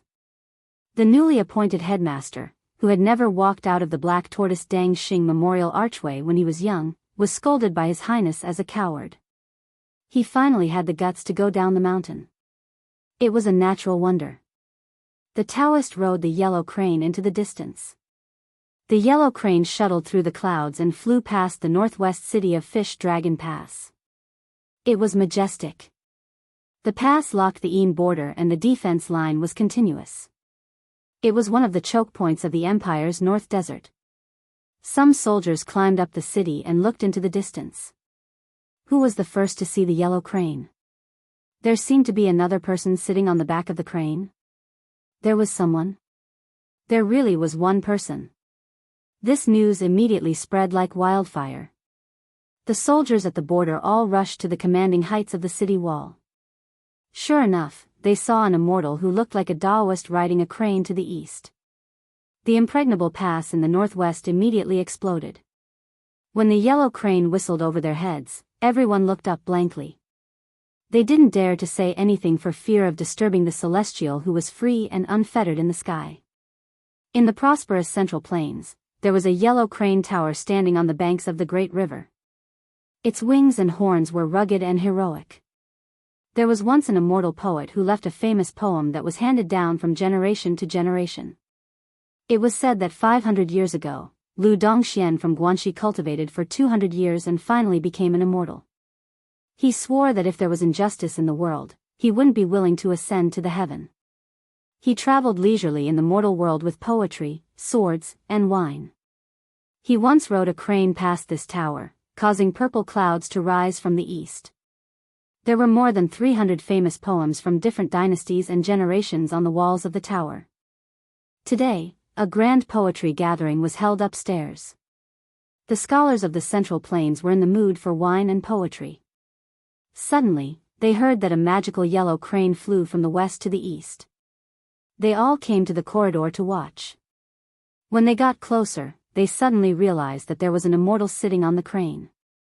The immortal's style was not inferior to Lu Dongshuan's in the past. The scholars and poets looked at each other in disbelief. Was there really an immortal on land in the world? Chapter 339. 500 years ago, he left on a crane. 500 years later, he returned on a crane. In the vast expanse of mist, the yellow crane flew across the yellow crane tower. An old scholar said in a daze, I have witnessed this scene. My life was not in vain. Jiangnan. Old people, old scenes, old memories. The autumn wind rose, autumn leaves fell, people gathered and parted, autumn crows perched and startled, missing each other and not knowing when they would meet again. This scene was embarrassing. The beautiful peonies of Baogua Temple withered one after another. In the autumn season, there were still some 100-year-old osmanthus to be admired. The trees were old, the branches were evergreen, and the fragrance assailed the nostrils. Recently, the Lu family of Hutting County had overshadowed the other three families. It was like the osmanthus tree in front of a pair of women, growing alone in the forest. The head of the Lu family took the blame and resigned from the Imperial College. After drinking wine, he profited from the misfortune and entered the Ministry of Rights, becoming a second-rank official. After the carefree Sanren Tangxi sword immortal Lu Baijia left Retreat Garden, he went to the capital and immediately assumed the position of Assistant Minister of the Ministry of War. He was only one step away from becoming a cabinet official. The two brothers echoed each other from a distance. The Jiangnan Lu family became famous overnight. They had to re-evaluate the family of the king of Bailiang. The family's reputation rose, but the most beautiful widow in Gangnam-do with a bad reputation was completely neglected. The scholar Lu Lighting was dragged to death on a horse. Who in Hutting County dared to get close to her? It was said that the widow caught a cold and her body, which was not weak, became thin. It was said that she lost a lot of weight. The men in Gangnam-do had complicated thoughts, but the women were united against a common enemy. Many of those who had suffered losses hurried to the temples and Taoist temples to burn incense and pray to the bodhisattvas. They wished that the fox spirit would die sooner. When the noble women who were familiar with her met, they would curse her in private to feel better. Now that the center of power of the Lu family had moved to the capital and the court, especially after the Tangxi sword immortal left Gangnam-do, it was inevitable that the Lu family of Hutting County would not be able to gain any advantage over trivial matters. The rumors that had been suppressed became more and more intense. The attacks and curses against the widow were reignited. The osmanthus seeds fell in front of the old osmanthus trees. The maid Xiao said angrily, "Miss, those shrews don't learn their lesson. They're starting to talk bad about you again. I really want to slap their mouths." Compared to before, she was indeed a much thinner woman. She reached out and tapped the tip of her maidservant's nose. She smiled charmingly and said, "You're still talking about others. Aren't you a little shrew yourself?" The young maidservant with delicate features giggled and said, "I heard from the air that Miss used to love wearing red dresses and red garments. Why has Chow Air never seen it before?" The woman looked absent-minded and said softly, "You're still young, you won't understand even if I tell you." Dumb Chow muttered, "He's not small anymore." The woman bent down and picked up a handful of golden osmanthus seeds. Her hands were filled with the fragrance of osmanthus flowers. She raised her head and looked at the osmanthus leaves in silence. Chow, chow, chow, chow, chow, chow. The pale-faced woman shook her head and said, "Let's wait a little longer." Chow chow of chow of chow of, chow, chow, chow, kai off chow. The woman smiled. "Tell me about it." The maid lowered her head and said, "His Royal Highness once chatted with Chow Chow. He said that there was a coward on Mount Wudong who secretly liked you all these years." Chow Chow looked up at the sky and loosened her fingers. The osmanthus seeds fell one by one. She sighed. "My brother lied to you?" Chow Chow asked cautiously. "Actually, you're also waiting in your heart, aren't you?" Chow Chow asked. The woman turned her head and flicked her maid's smooth forehead. "You shameless girl." Chow Chow's face turned red. She puffed up her cheeks and sulked. "You're Su Jihu?" Chow Chow heard a gloomy voice. Chow Chow raised her head in anger. She followed the voice and saw a young man squatting on the wall of Baogua Temple with a long saber on his back. Su Jihu reached out and pulled the maid behind him. "Why are you looking for me?" he asked calmly. The sabersman grinned. "I'm Yuan Tingshan. I don't change my name. I have some grudges with His Royal Highness's brother. Besides, I'm doing things for others. If not, I wouldn't have come to Gangnam-do to make things difficult for a widow like you." Su Jihu's face darkened, but he did not panic. Yuan Tingshan, who had rushed all the way from Mount Hui to Gangnam-do, laughed. "I'll kill all the guards of Lu Mansion outside. Those bald donkeys of Baogua Temple don't know what's good for them, so I'll kill them all and send them to meet Buddha in the Western Paradise. To be honest, only Sword Immortal Tang she can fight with me in Gangnam-do. It's a pity that he went to the capital. Su Jihu, let alone Baogua Temple, even if you were in Lu Mansion, I could still kill my way to you from the gate." Su Jihu sneered. "If you want to kill me, then kill me. Why are you nagging like a woman?" Yuan Tingshan was not angry at all. He stared curiously at the beautiful widow and clicked his tongue. "In the past, when I killed people, I didn't waste my breath with those who were about to die. But you're different. You have an interesting background. It's a pity that I can kill you with a saber." Su Jihu asked, "What do you mean?" Yuan Tingshan tilted his head and stretched out a bleeding arm. You're not afraid of death? If you're relying on that death warrior from Baoyang's maiden family who secretly protected you, then I might as well tell you that that brother is also dead. It's probably because he hasn't done any big business for many years and is a bit rusty. Otherwise, I'm afraid I would have to wait until later to enter Baogua Temple. Su Jihu, are you afraid of death now? Su Jihu smiled sadly and asked, how are you going to deal with the little girl behind you? Yuan Tingshan said bluntly, naturally, I'll kill her with a saber. I don't have the habit of being gentle with women. Su Jihu turned his head to look. The maid Air Chiao smiled innocently. Miss, Air Chiao is afraid of pain, but she's not afraid of death. Su Jihu closed his eyes. Do it. Yuan Tingshan stood up and stood on top of the wall. His face was sinister as he slowly drew his saber. You dare? Words were accompanied by the clear cry of an ancient sword. There was a sword that came from Mount Wudang 1,000 li away. It landed in front of Su Jihu. A yellow crane arrived at Jiangnan's Lake Ting County. A young Daoist fell like a meteor and instantly arrived at Baogua Temple. Even someone as tenacious as Yuan Tingshan was dumbstruck when he jumped down the wall. A flying sword strangely hung in the air. A young Daoist appeared in front of him. This Daoist's actions were even more outrageous. He looked towards the southeast and said angrily, Zhao Huang Chao, do you believe that Hong Shixiang will sever your Zhao family's destiny with a single slash? The ancient sword disappeared in an instant. In front of Mount Longhu, a sword sheath fell from the 9 heavens to the earth. Another ancient sword flew over and coincidentally returned to its sheath. When the ancient sword returned to its sheath, the entire Mount Longhu shook. Then, there was no trace of the immortal. However, an immortal sent a voice transmission. Zhao Huang Chao, do you believe that Hong Shixiang will sever your Zhao family's destiny with a single slash? 9 dragon pool destiny lotuses withered in an instant. In the ancestral hall of the Celestial Master Mansion, many ancestral tablets that had been worshipped for hundreds and thousands of years fell to the ground.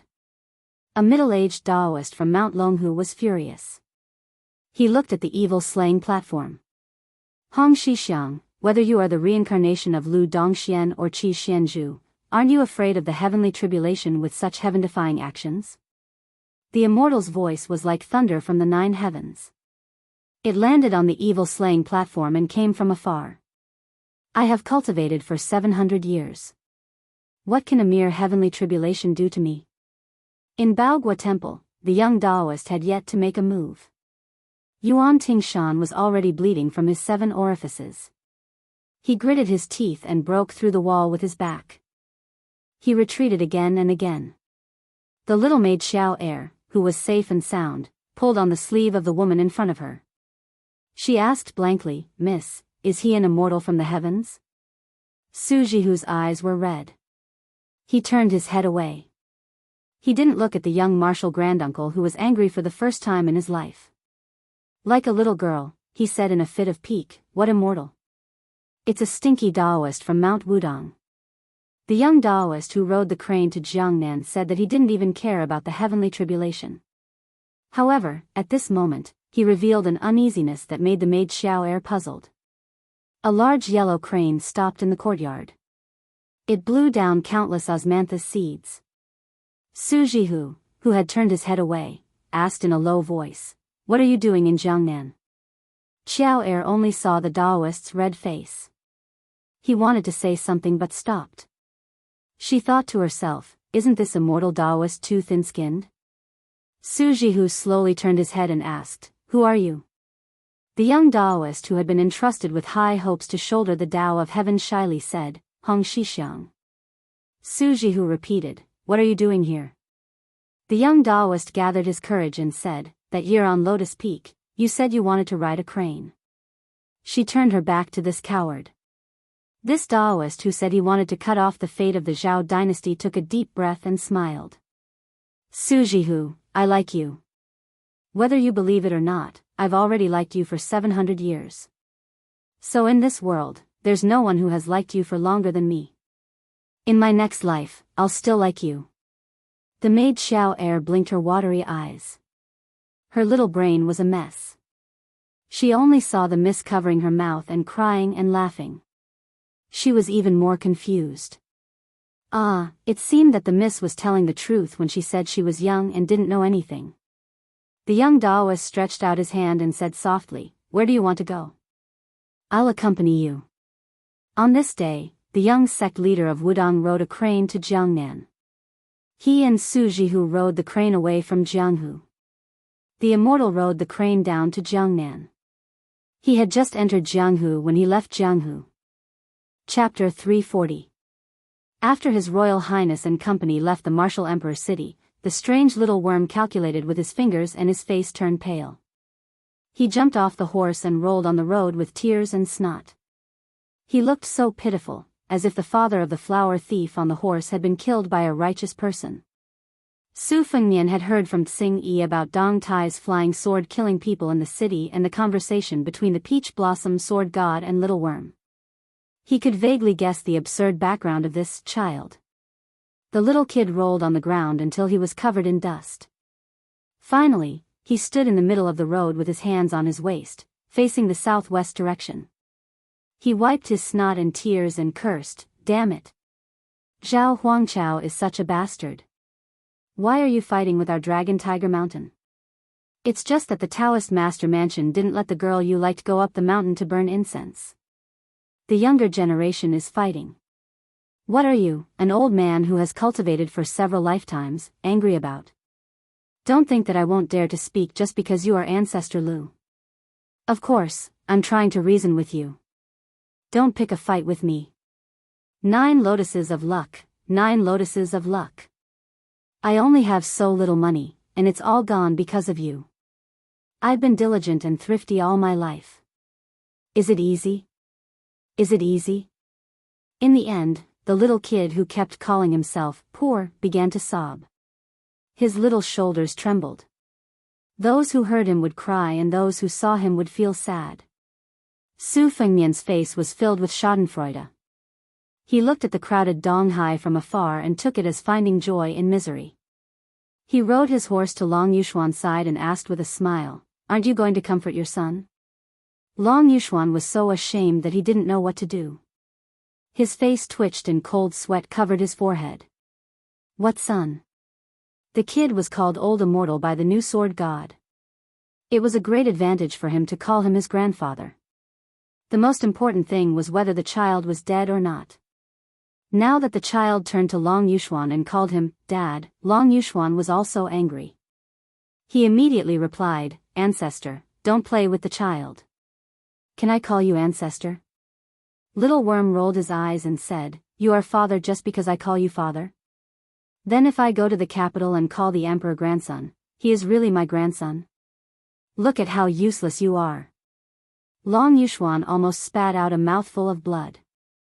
If it weren't for the fact that he had to hide his identity, he would have dismounted from his horse and hung this little bastard up to give him a good beating. Su Fengnian glanced at the quarrelsome couple and finally fixed his eyes on the little bug's young face. In the past, when he browsed through the Taoist classics, he had seen something like, over 100 years old but still looks like a baby, which was used to describe the miraculous nature of the Taoist immortals. The meeting of the 3 talents and the formation of the true nascent soul was exactly what the new god of sword Dong Tai had said. Noticing His Royal Highness's gloomy gaze, Little Worm patted his butt and put on the demeanor of an expert. He habitually stroked his beard, but after feeling nothing, he realized that he was still a child after coming out of seclusion. How could he have a beard to pretend to be an expert? He smiled embarrassedly and didn't try to hide his identity. He swaggered to Long Yushuan's side and climbed back onto his horse. He rode side by side with His Royal Highness and said, "I am Zhao Xuani from Mount Longhu."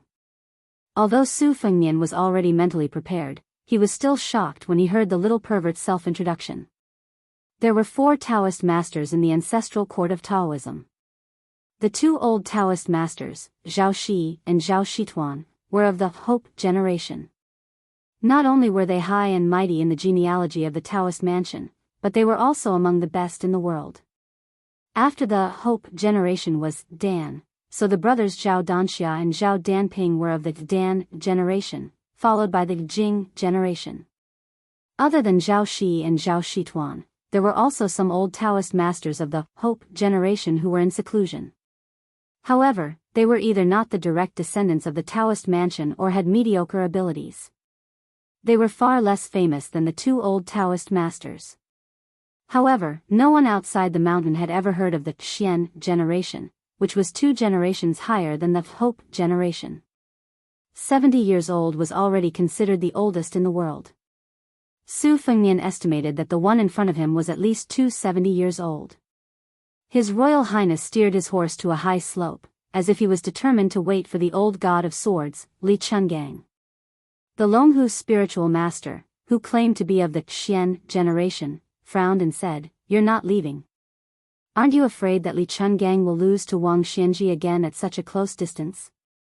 When that time comes, you'll have to bear the consequences." Dong Tai killed someone in Martial Emperor City and gave him the sword. He obviously put in a lot of effort. Su Fengnian looked at the sea surface and remained silent. The yellow pear sword box with the 12 flying swords was placed on his horse carriage. Su Fengnian did not dare to treat Dong Tai lightly. Dong Tai was famous for his strange words and actions. If this guy dug a hole, Su Fengnian would not be so stupid as to jump in without saying a word and bury himself alive. Back then, when the king of Jing'an, Zhao Heng, gave this King Xianji's knife manual, Su Fengnian was not in a hurry to practice it.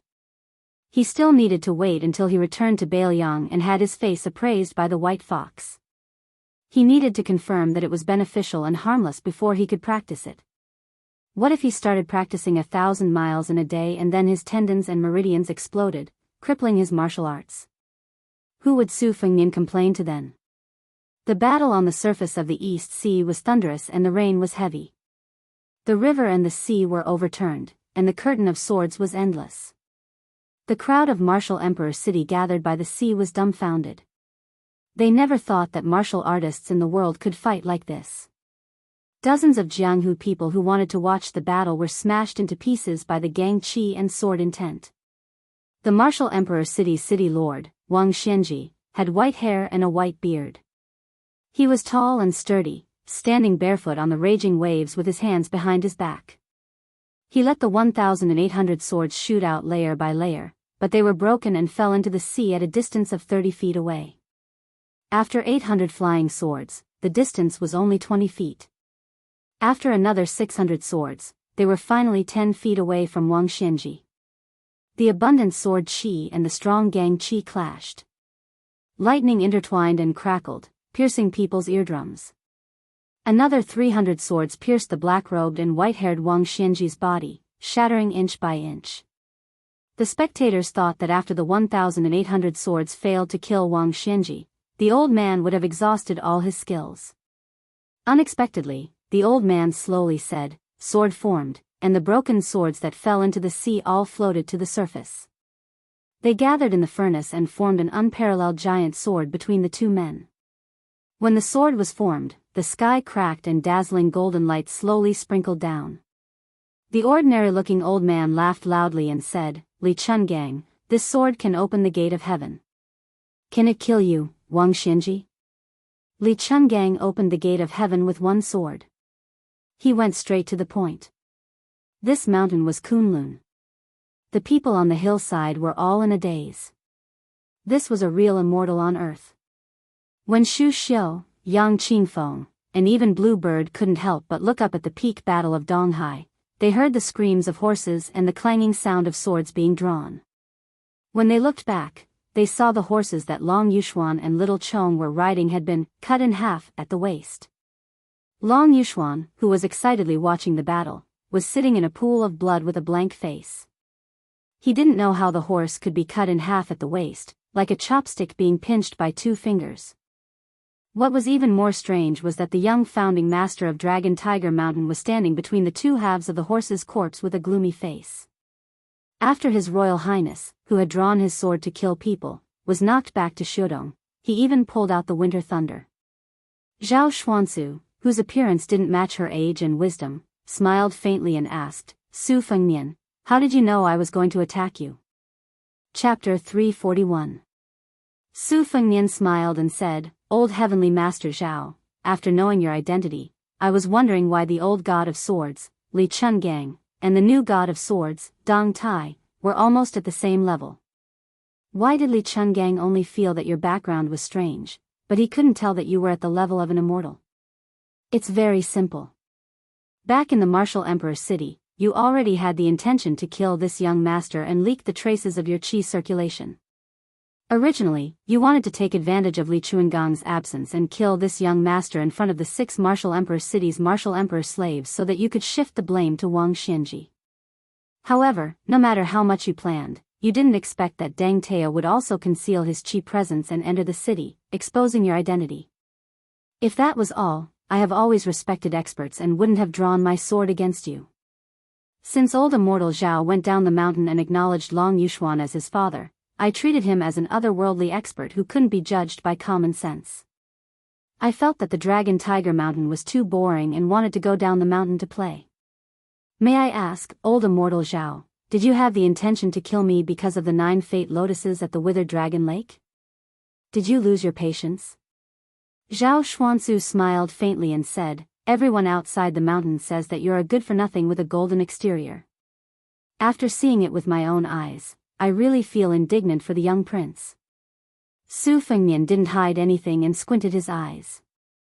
Old immortal Zhao might not know, but before I came to the Dragon Tiger Mountain, I had interacted with Zhao Huangchao at the Kuanglu Mountain. Just now, old immortal Zhao revealed his true feelings and spoke from the bottom of his heart. Others might not know the severity of it, but I was sweating profusely. To be honest, Zhao Xuanzu smiled. Zhao Xuanzu smiled and stretched out her arm.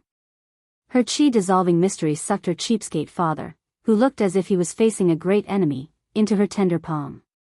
With a bang, his entire body exploded like a snowball, and his corpse fell to the ground. It was even more unsightly than the dismembered horse. The Taoist priest, who fit the description of a 1,000-year-old tortoise, only stared at His Royal Highness. He did not even look at Long Yuxuan, who died with his eyes wide open. He only sighed softly. Life is unpredictable. Fortune and misfortune depend on each other. Su Fengnian was similarly not shocked in the slightest. He didn't even turn his head to look at the flower thief who had just become a guest of Bailiang before suddenly dying in a foreign land. He didn't even bother to wipe away the blood seeping from the corner of his mouth. He looked down at the old ancestor of Mount Longhu and asked curiously, "I was only lucky enough to guess that old immortal was going to make a move. As for why you wanted to kill me, I still don't quite understand.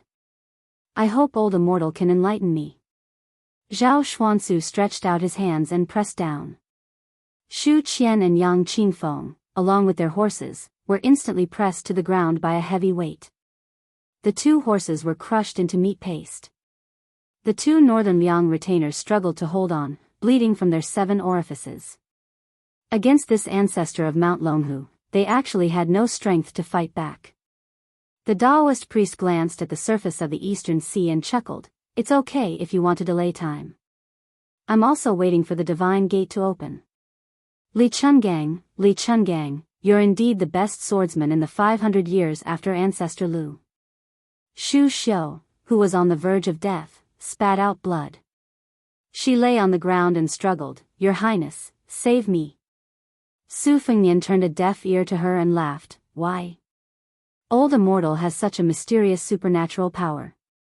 Are you still afraid of the illusory fate that entangles you and prevents you from ascending?" The Taoist priest sighed. "How can I not be afraid?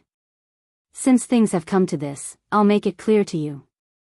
I, Zhao Xuanzu, am only one step away from ascending to immortality. It was so before 60 years, but it's still so after 60 years.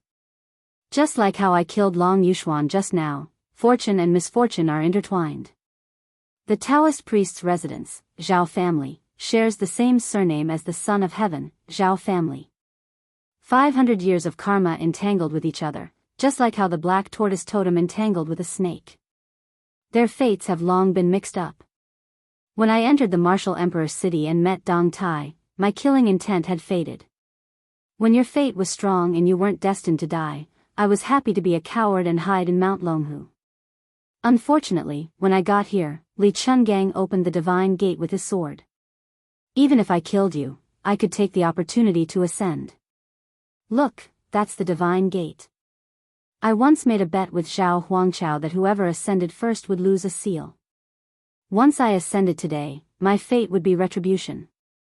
If that old bastard dares to take the seal, he would have to find Zhao Huangchao. As for you, Su Fengnian, you died in front of Wang Xianji.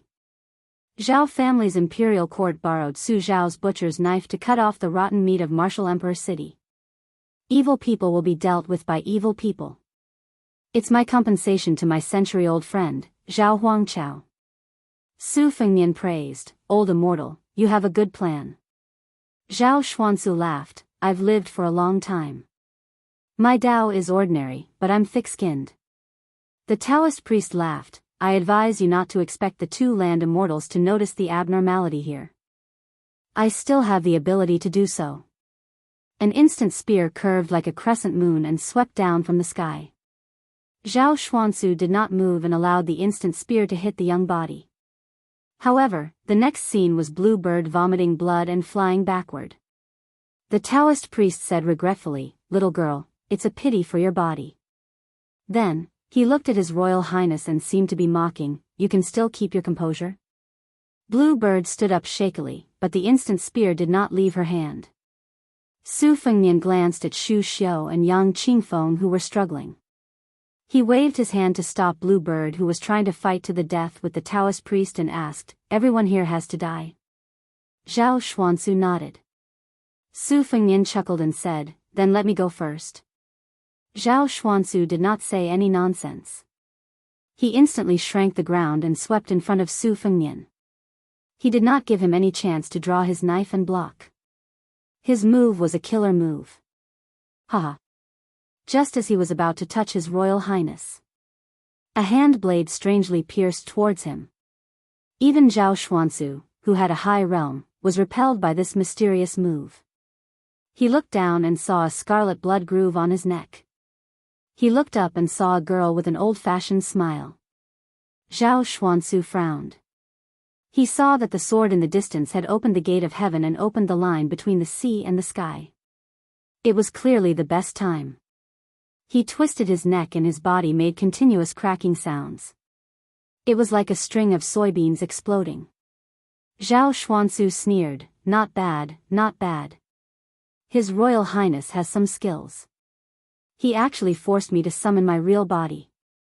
The Taoist priest's bones, flesh, and blood began to grow like an old tree in spring. Su Fengnian said calmly, so that's what they say. You are really not a master. Not to mention the old god of swords Li Chungang, even the new god of swords Dong Tai is far from you. Zhao Xuansu was furious. He looked up to the sky and laughed.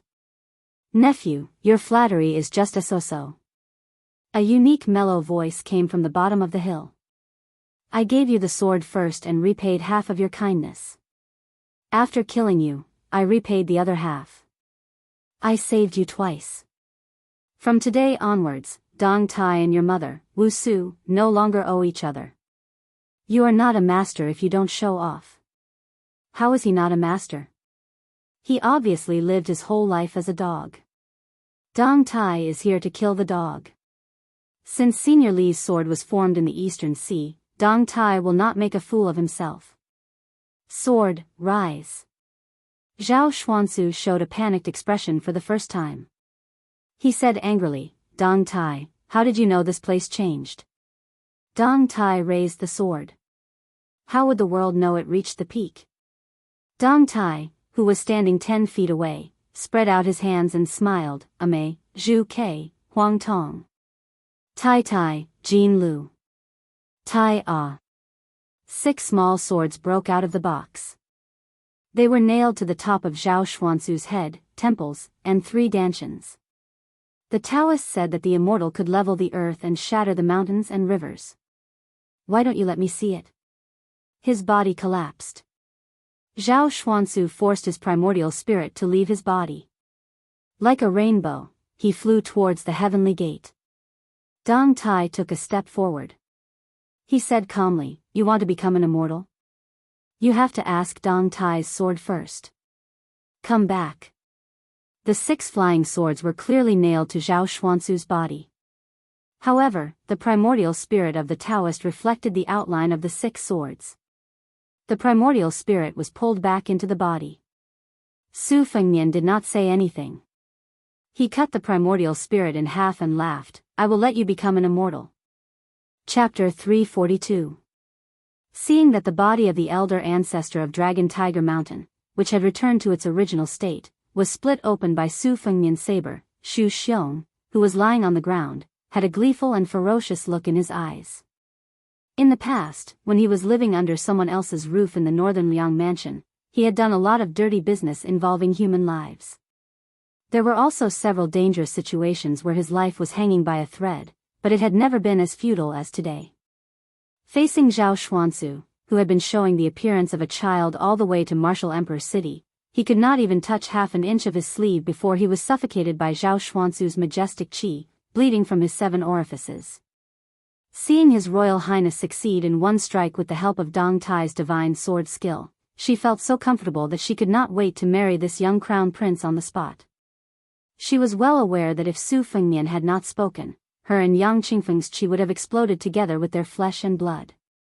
Xu Xiu could not be as open-minded as Lu Qiantang, who had died in the common reed marsh. She had just escaped from the gloomy prison in Bailiang and even had the chance to replace Pei Nanwei as the fake princess of Jing and Palace. How could she be willing to die here? Xu Xiu silently recited the Heart Sutras and smoothed her qi. Her whole body was in so much pain that it penetrated her heart. Inevitably, her beautiful and charming face was distorted. However, as soon as one wave subsided, another wave arose.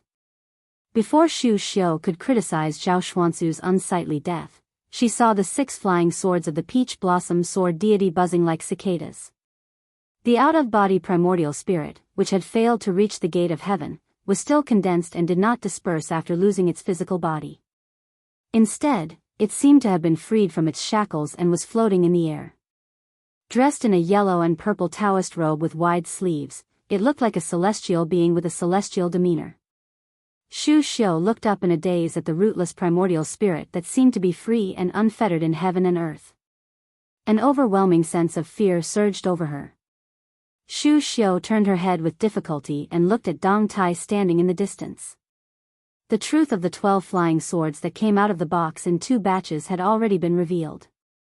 Black armor, childhood sweetheart, morning dew, spring water, peach blossom, moth eyebrows, vermilion bird, huang tong, wei yu, and tai ah. Clearly, in Xu Xiu's opinion, the one who could fight against the great Jinren of Longhu Mountain, Zhao Xuancu, was not the overly young His Royal Highness. It could only be this renowned new peach blossom sword god. After Xu Xiu caught her breath, she immediately struggled to get up. Without caring about her bearing, she stuck out her perky buttocks, bent over, and staggered backwards. Yang Qingfeng, on the other hand, was not afraid of death. She sat cross-legged where she was and quietly adjusted her breathing. Su Fengnian held his blade and slowly retreated. He squinted his eyes and looked at Zhao Xuancu, who was similar to the middle-aged Taoist at the peak of Kuang Lu Mountain.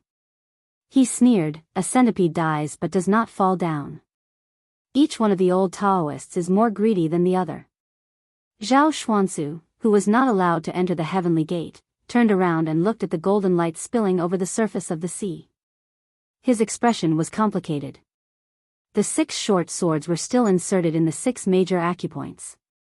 They were like gangrene attached to the bones. When the flying swords entered the primordial spirit, a sizzling sound was heard as if hot water was poured over ice and snow. However, Zhao Xuancu did not feel it at all. The flying swords that Dong Tai carried with him were naturally not ordinary weapons. Otherwise, they would not be able to hurt the Yuanying of a Jinren who was on an astral journey. Although the swords were small, the heroic spirit contained in the swords was bottomless. The people of the world thought that slaying demons and demons was a trick that Taoism deliberately mystified. In fact, this was not the case. Therefore, when the martial artists of Jianghu reached the state of perfection, it was also within the law and principle that they use celestial beings to test their swords. Dong Tai always had an indifferent and gentle appearance. He did not have the consciousness of confronting a land immortal at all. He smiled and asked, Dong Tai has never been to Mount Longhu before. I don't know if these 6 swords are too light or too heavy a gift for you. I feel very uneasy. Although they were in a dangerous situation, Su Fengnian could not help but laugh. This Dong Tai was indeed a strange and wonderful person. First, he called Zhao Xuansu an old dog. Now, he was pretending to be polite. However, there was no respect in his words. It was really a slap in the face. Su Fengnian then sighed with emotion. If Dong Tai did not have this sword manipulation mystery, how could he be so calm? Weren't people like Xu Xiao and Yang Qingfeng suppressed by Zhao Xuansu before they could even say a word? Not to mention Long Yuxuan, whose life was full of misfortunes. After being a father for a few days, he was turned into powder by his son who turned against him. This Mount Longhu was indeed very different from Mount Wudong. The old chief, Wang Zhonglo, did not have the slightest arrogance of a Taoist leader. The few times they met, he was kind and amiable. It was not only because he was the heir of Bailiang. In such a large Taoist ancestral court, only Zhao Shituan could be considered a good person. No wonder this sloppy old Taoist was depressed. It was because prime ministers like Zhao Danping had stolen the high position and were like the sun in the sky. Thinking of this, Su Fengnian glanced at the assassin in front of him. The young lady chuckled. For the sake of 1,000 taels of gold, was this young lady of mysterious origins really willing to be so greedy that she wouldn't come out? She did not even care about her own life. First, it was the 11th in the world, Wang Mingyin. Now, it was the great spiritual master, Zhao Xuansu. What was she planning? Was she going to kill or save? Jia Jia Jia. The 3 characters of the name were all homophonic. Su Fengnian had once sent a secret letter to Su Xiao, asking if she had planted a death warrior by his side. This was a major matter that involved Su Fengnian's life and death. Su Xiao had personally written a letter stating that this girl was not the #1 death warrior in the palace. As a result, Su Fengnian was even more confused. What was in this girl's little head? Who would believe that she was purely a little money grubber? As for the fact that he did not disperse Zhao Xuansu's spirit with one strike, Su Fengnian was definitely disappointed. However, he was not surprised. The methods of celestials were originally mysterious and unpredictable. The 2 on the surface of the East Sea had moved mountains and drained seas to open the gate of heaven. Each of them had displayed their magical powers. How shocking! Although Zhao Xuansu was definitely inferior to Wang Xianji and Li Chungang in terms of martial arts, it would be too degrading to say that she was killed by His Royal Highness with one strike. After all, he was an old Taoist who had cultivated for a few lifetimes on Mount Longhu. Zhao Xuansu knew the Jianghu without going out, and knew the world without going down the mountain.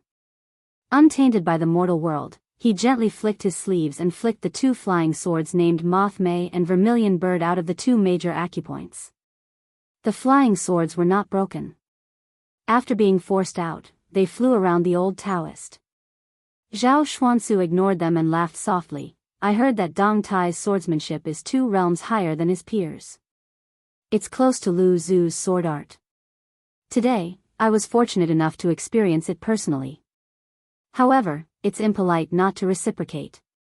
I also have some insignificant skills that I would like to learn from sword god Deng. Dong Tai asked, Old Taoist master, since you have no hope of becoming an immortal in this life and your body has been destroyed, why don't you go with the flow and find a good family to reincarnate while your vital spirit is still gathered? As he spoke, Zhao Xuansu flicked his sleeves again and forced the golden strands of the sword out of his acupoint. He stroked his beard and said, When I was young, I swore that I would not attain the great way and seek a place in the heavenly court. If I die, so be it. I don't care about the 9 kinds of corpses of Taoism. Dong Tai was also in a leisurely mood. He did not beat a drowning dog like the common people.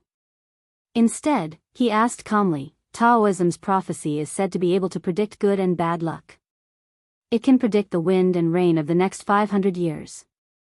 Can't it predict one's own life? Su Fengnian watched as the old Taoist flicked his sleeves for the third time and sent the two flying swords into the air. Only the small Taya sword was left. Zhao Xuanzu shook his head and said in a low voice, "The heavenly way is like a carriage. It moves as fast as lightning. There are moths circling leisurely in it. Why doesn't this moth hit the wall of the carriage?" Dong Tai said with a face full of emotions, "How can one be free in the heavenly way? If one can't step out of Kunlun, one can't live for more than 100 years. Chapter 343. Su Fengnian was baffled and did not feel enlightened. He only knew that the two masters were ready to attack. To be precise, Dong Tai was confident to the point of conceit, allowing Zhao Xuanzu to escape from the six swords prohibition. In the carriage, Murong Tonghuang lifted the curtain to watch the battle. Murong Wuzhu was timid and did not dare to look. She shrank in the corner and shivered. Suddenly, she widened her eyes. She saw the yellow pear-wood box rise slowly and shake violently. The sword box opened and the six exquisite swords flew out. Dong Tai waited until the small swords that shared the same fate as him flew into the air.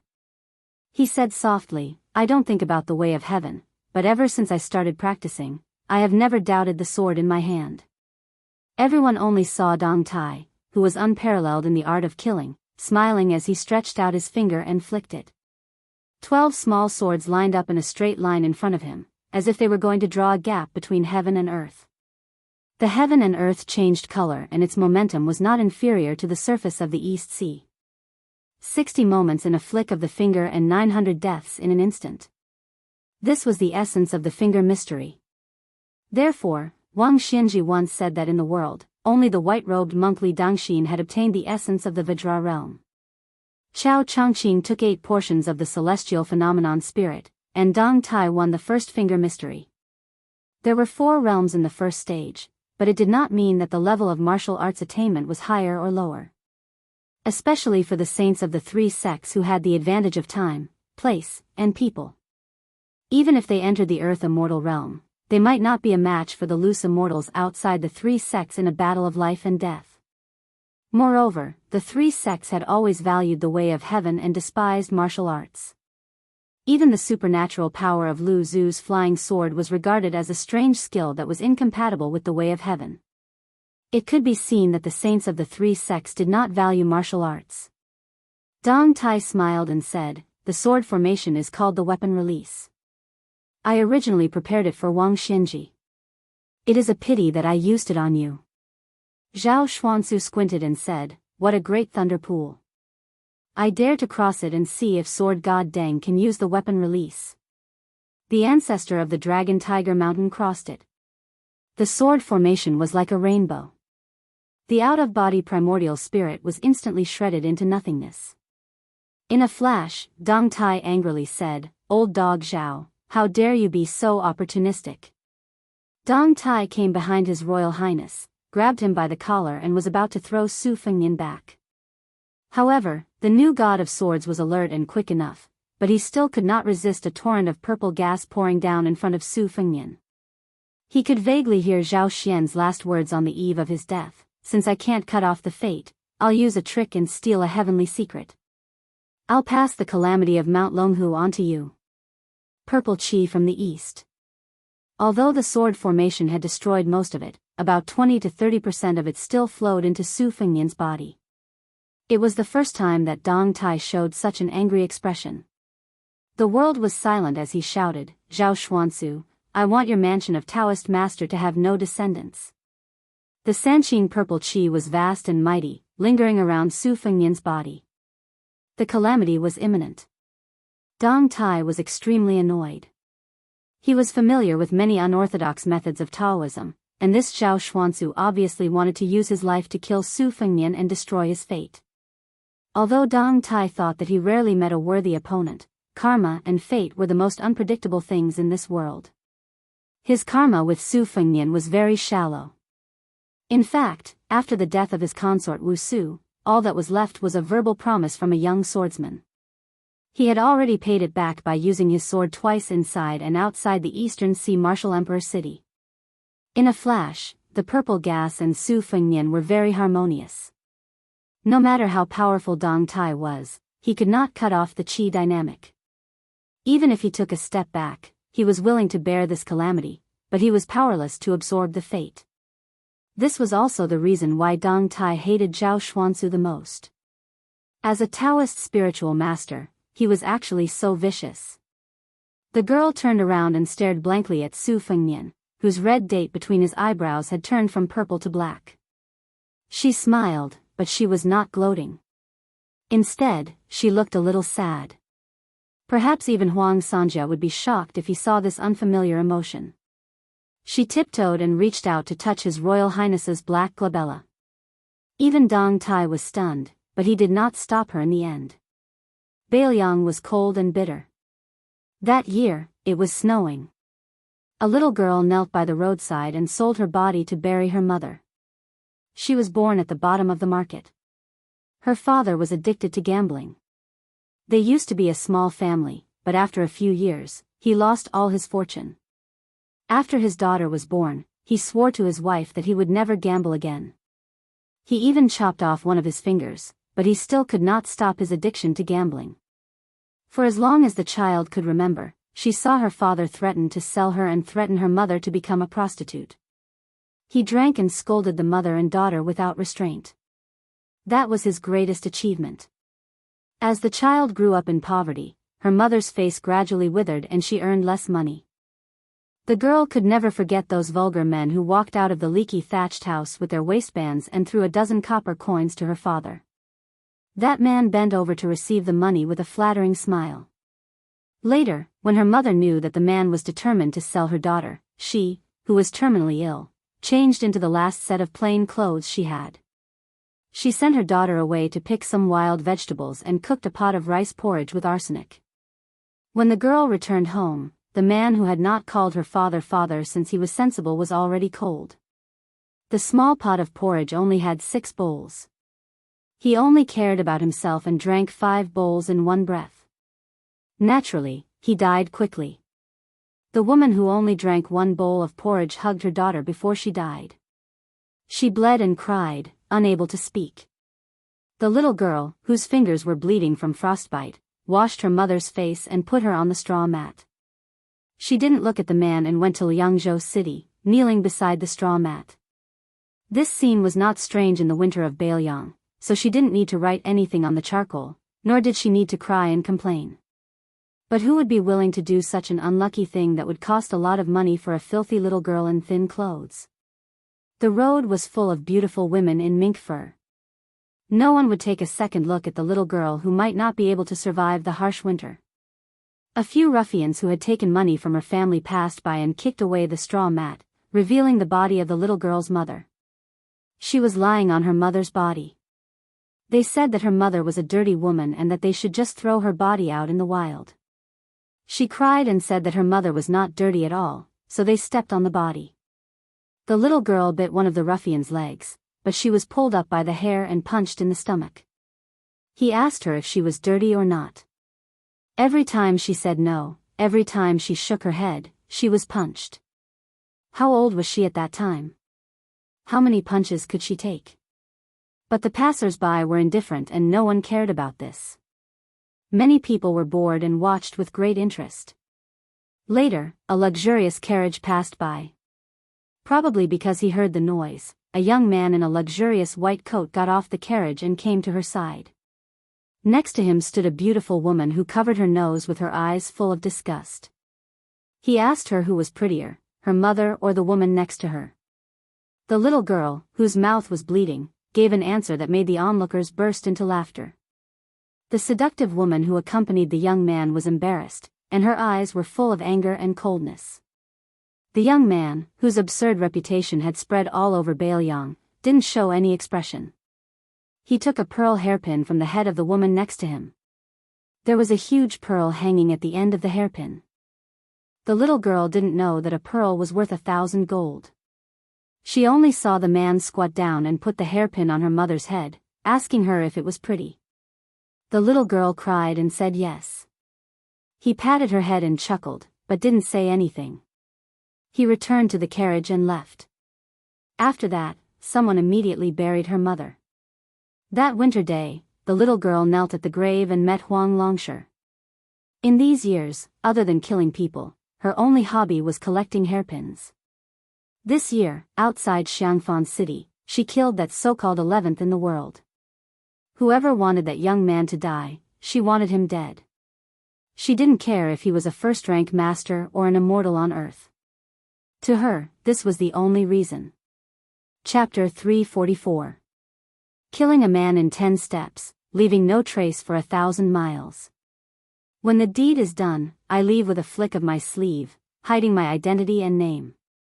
The essence of this popular paladin poem was the word kill. If it was changed to save, it would obviously be neither fish nor fowl. At this moment, His Royal Highness, who was sitting sickly in the carriage, was in a very strange mood. His aunt, Jia Jejia, who kept a big cat as a pet, originally thought that even if it was not because of national enmity, she was a cold-blooded and ruthless first-class assassin who would not lend a helping hand. Zhao Xuanzu's 3 Pure Tribulations. A few days ago, at the top of the Donghai slope, Su Fengnian's body was like an alchemy furnace, boiling abnormally. Unlike the external elixir that used gold, stone, and medicinal herbs as bait, the inner elixir melted one's essence, qi, and spirit. The danger within was not inferior to Taoist Zhao's killing move. Zhao Xuanzu's purple qi from the east and Su Fengnian's big yellow courtyard were like weapons of war. Su Fengnian fell into a coma and was on the verge of death. When he woke up, he found out from Blue Bird that it was Jia Jejia who saved his life and caused the purple qi to flow into her body. Then she left without leaving a word. The Peach Blossom Sword deity asked Blue Bird to leave a message for his distant nephew, saying that he had removed the prohibition of the 12 swords and needed a new master to feed him with blood. The shortest was 3 years, the longest was 10 years. As long as he had enough qi and learned a superior sword-controlling technique, he would be able to control the 12 swords. Back then, he owed the Su family or Wu Su a life-saving debt. Even if he did not owe them anything, he would not meet them in the future. Old Manly opened the curtain and bent over to enter the carriage. He sat down lazily against the wall. Su Fengnian glanced at him. How the Battle of Donghai ended. He only heard that it was a draw, but no one could see any clues. Wang Xinji opened the sea to send the old sword deity off, giving him enough face. Obviously, old monster Wang, who had stood at the peak of martial arts for 60 years, had never forgotten the kindness of half a wooden bull. This made Su Fengnian have a good impression of the martial emperor Castellan. The old god of swords saw a yellow pear wood box on the cotton blanket with a picture of 100 birds paying homage to the phoenix. He opened the sword box without a trace of politeness. Despite the dense sword aura, the old man with the sheepskin fur coat said, "Sissy, embroidery needle. Is this junior surnamed Deng a woman?" Su Fengnian, whose injuries had spread from the inside out, was pale. His knees were covered with a small satin blanket made by Shishu. In addition, there was a new charcoal stove in the carriage. It was not winter yet, which showed how weak His Royal Highness was. He smiled bitterly and said, "Fortunately, Dong Tai was not present. Otherwise, you would have to fight." Li Chungang reached out to take off his boots and buckled his feet. He blew his beard and glared. What? This old man can't beat Wang Xinji, but he can't beat Dong Tai?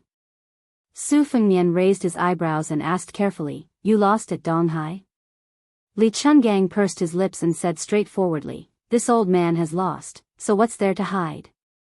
Wang Xinji's realm has fallen in recent years, but his cultivation has been steadily rising.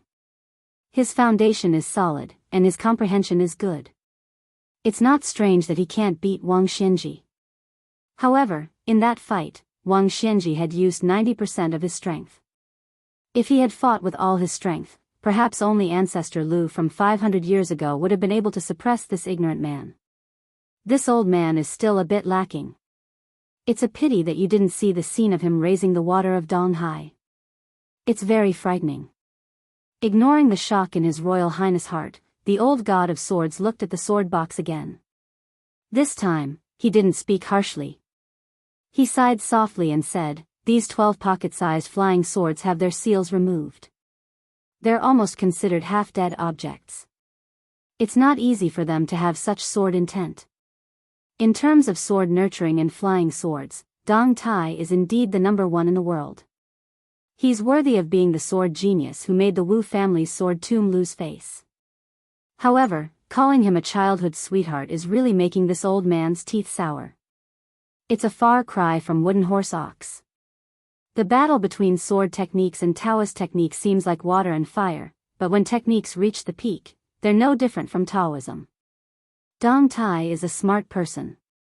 He's like Wang Xianji who uses strength to prove Taoism. Only this kind of Jianghu is interesting.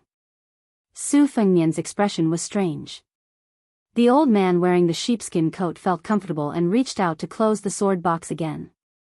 Su Fengnian felt a headache coming on. Fortunately, the person in front of him was Li Chungang. Otherwise, he could treat the sword box as a gift from Dong Tai in such a way. If it were an ordinary hero of Jianghu, he wouldn't be able to worship this small box. Li Chungang probably saw His Royal Highness's gaze and said unhappily, "Have you ever heard that the cold people need warmth? Don't take people's clothes and make them into lichens." No matter how ignorant and incompetent Su Fengnian was, the poem was easy to understand and he could clearly hear the sarcasm in it. He lowered his head and saw the expensive blanket, which was worth an inch of gold. He was stunned and mocked himself. "Senior, you worry about the country and the people. You are indeed a great master." Chapter 345.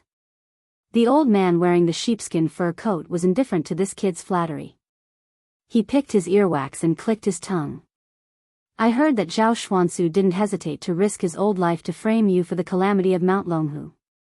It's fine if the young assassin who killed Wang Mingyin didn't take advantage of the situation, but she even helped you? King of Jing'an and Zhao Heng's 1,000 taels of gold were all wasted?" This old man couldn't understand this matter no matter how much he thought about it. To say that you're unlucky is indeed extremely unlucky. You've provoked Zhao Xuansu, a celestial master who hasn't appeared in 100 years. But to say that you're lucky is also not wrong. You were clearly facing a great calamity, but you were still able to turn the tables. By accident, the 3 pure purple clouds opened your acupuncture points. How many floors are you in the Great Yellow Hall? When you recover from your injuries, won't you be able to touch the threshold of the Vajra physique? It's true that riches come from danger. This old man Zhao Xuansu is really a good-for-nothing. He doesn't have the ability to challenge Su Shao and Bailiang's 300,000-strong cavalry. He only knows how to find trouble with you, a junior. It's said that a small temple is big, but in this old man's opinion, Mount Longhu is full of bastards. He went for wool and came home shorn. Now that he's provoked Dong Tai, the celestial master's residence won't be peaceful. Su Fengnian covered his stinging chest, gritted his teeth, and sneered. This stinky old Taoist was stopped by Dong Tai. He couldn't kill me, so he took advantage of the opportunity when you opened the gate of heaven and wanted to leave his body and ascend. In the end, he was still intercepted by Dong Tai's flying sword. I had no choice but to burn both jade and common stone. Originally, I didn't haggle with Mount Longhu last time because Zhao Shituan accepted Huang Manor as his disciple. Sure enough, kind people are bullied. No matter how Dong Tai acts, the next time I climb Mount Longhu, I'll definitely let this group of noble people suffer. Li Chungang sneered and said, "With your little cultivation? Do you really think you're like Dong Tai or Chao Chongqing?" Su Fengnian smiled calmly and said, "I'm young. In addition, with the guidance of the old senior, I'll be able to achieve twice the results with half the effort. There will be a day when I can take my revenge and vent my anger." Li Chungang stretched out a finger and tapped the sword box. He chanted the word, "Rise," and the box slid open. The 12 flying swords floated in the air and lined up in a line. It was exactly the same as Dong Tai's formation. He ignored Su Fengnian's surprise and said, "The path of sword intent has reached the peak. The turbulent river flows to the East Sea and the rolling thunder strikes the heavenly court. It seems to be too overbearing and without any rules. But in the end, it is still going along the path and there are rules to follow. Formula Dao and Formula Dao were both indispensable. For example, if a person traveled a long distance, technique was the strength of the feet and Dao was the path. If one only had the strength of the feet, going astray was just drawing a circle around the ground and not going far. If one only knew the direction but did not walk, it was nothing more than looking at plums to quench one's thirst. Dong Tai is still too stingy. He only gave you the 12 flying swords but did not leave behind the sword-riding method. Instead of giving a man a fish, teaching a man to fish is better than teaching a man to fish. This old man showed the two-sleeved green snake no less than 100 times. If you really memorized it, it would be a superior sword-riding method. One day, you would be able to break through the bottleneck and use the big yellow cord in your body to kill people with flying swords. The ancients said that after reading 10,000 books, one would be able to write like a god. This was also the reason why this old man wanted little Jiang to practice calligraphy and not swordsmanship. How is calligraphy not swordsmanship? It's not that this old man is boasting, but the two-sleeved green snake is the pinnacle of swordsmanship in the Jianghu for 100 years. It's equivalent to spreading the 10,000 books on your desk. As for how much you can understand, it depends on your luck. This old man can't teach you swordsmanship like a child walking. Firstly, it's too degrading. Secondly, it's just pulling up seedlings to help them grow. It's not beneficial at all.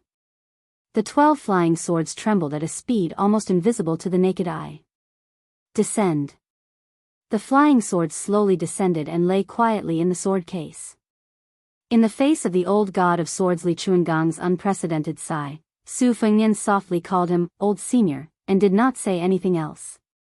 The one-armed Li Chungang lifted the curtain and looked at the scenery outside the window. He smiled and said, "As you guessed, after this old man's battle with Wang Xianji, he has no regrets about swordsmanship or life. This old man has no children. He's an old man with no one to rely on. He has no attachments. What he said today is true even if he's about to die. In this life, he was once young and frivolous. He used his sword to cut down injustice. But the world is so big. How can this old man settle it with his sword alone? I remember that a long time ago, there was a female poet who praised this old man for destroying the 5 great mountains with his sword. This old man disdained to take responsibility for it. But now that I think about it carefully, there's some truth to it." For a moment, Su Fengnian had mixed feelings and was speechless. Logically speaking, Li Chungang should have been the undisputed champion of swordsmanship after returning to the realm of swordsmanship and fighting with Wang Xianji. At the very least, he could be on par with Dong Tai. He was one of the top 3 martial arts grandmasters in the world.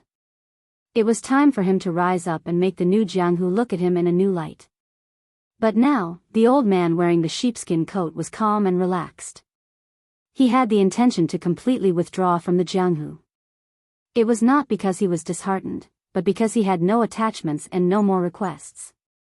He truly had the strength of an immortal. Li Chungang put down the curtain and said softly, "After I send you back to Bailiang, I'll go see Miss Jiang one last time and teach her everything I've learned. Do you have anything you want this old man to tell you?" Su Fengnian shook his head. Li Chungang was not a narrow-minded person who was obsessed with love, so he did not continue on this topic. Suddenly, he said to himself with a smile, "I wonder who will be able to subdue the old monster Wang Xianji in the future." Su Fengnian asked tentatively, "How's the face of White Fox who came out of the tower after reaching the top? How's the Huang man, who entered the finger mystery?" The old man wearing the sheepskin coat thought for a moment and said, "That White Fox's face is still far from being as good as the one who came out of the tower. But if he is given some opportunities and fights with a few of the top 10 masters for 10 or 20 years, then he can go to the martial emperor city and have a wonderful fight. As for your brother, hey, he's the second Wang Xianji. There's no need for him to fight." Su Fengnian was in a good mood. Su Fengnian lifted the curtain and saw the beautiful scenery outside. There was a green mountain in front of them with green bamboos as far as the eye could see. He asked Blue Bird to stop and got off the carriage to take a walk, feeling relaxed and happy. This was the first time Pei Nanwei and the Murong siblings had seen His Royal Highness recently. In addition, the scenery in the distance was very beautiful, so they all got off the carriage to enjoy the scenery. Shu Xiu looked at the young crown prince who was seriously injured and somewhat dispirited. She did not know why, but after the white horse left Liangzhou, it had been nurturing something. Until outside the martial emperor's city, the man who had experienced the great calamity finally transformed. Shu Xiu stared at the back of the figure in a daze. For a moment, she was a little dazed. Chapter 346. As they ascended the mountain, green bamboo lined the path, and a cool breeze blew. Qing Miao draped a fox fur coat over Su Fengnian, which was out of season. Su Fengnian was tall and slender, and his skin was excellent. As a result, it added a lot of otherworldly aura to this young master, making him look like a wild fox. Princess Jing and Pei Nanwei and the Murong siblings followed closely behind. The old god of swords Li Chungang stayed at the foot of the mountain to guard the carriage, so he did not follow them. This allowed Shu Xiu to leave her post to guard the carriage for once. While admiring the sea of bamboo, she quietly observed the back of that figure from a close distance. When Pei Nanwei saw a small lake as clear as a mirror halfway up the mountain, she was quite amazed. Especially when she saw that there was a house built in the middle of the lake. On the lakeside, there was a delicate bamboo raft made of nanju.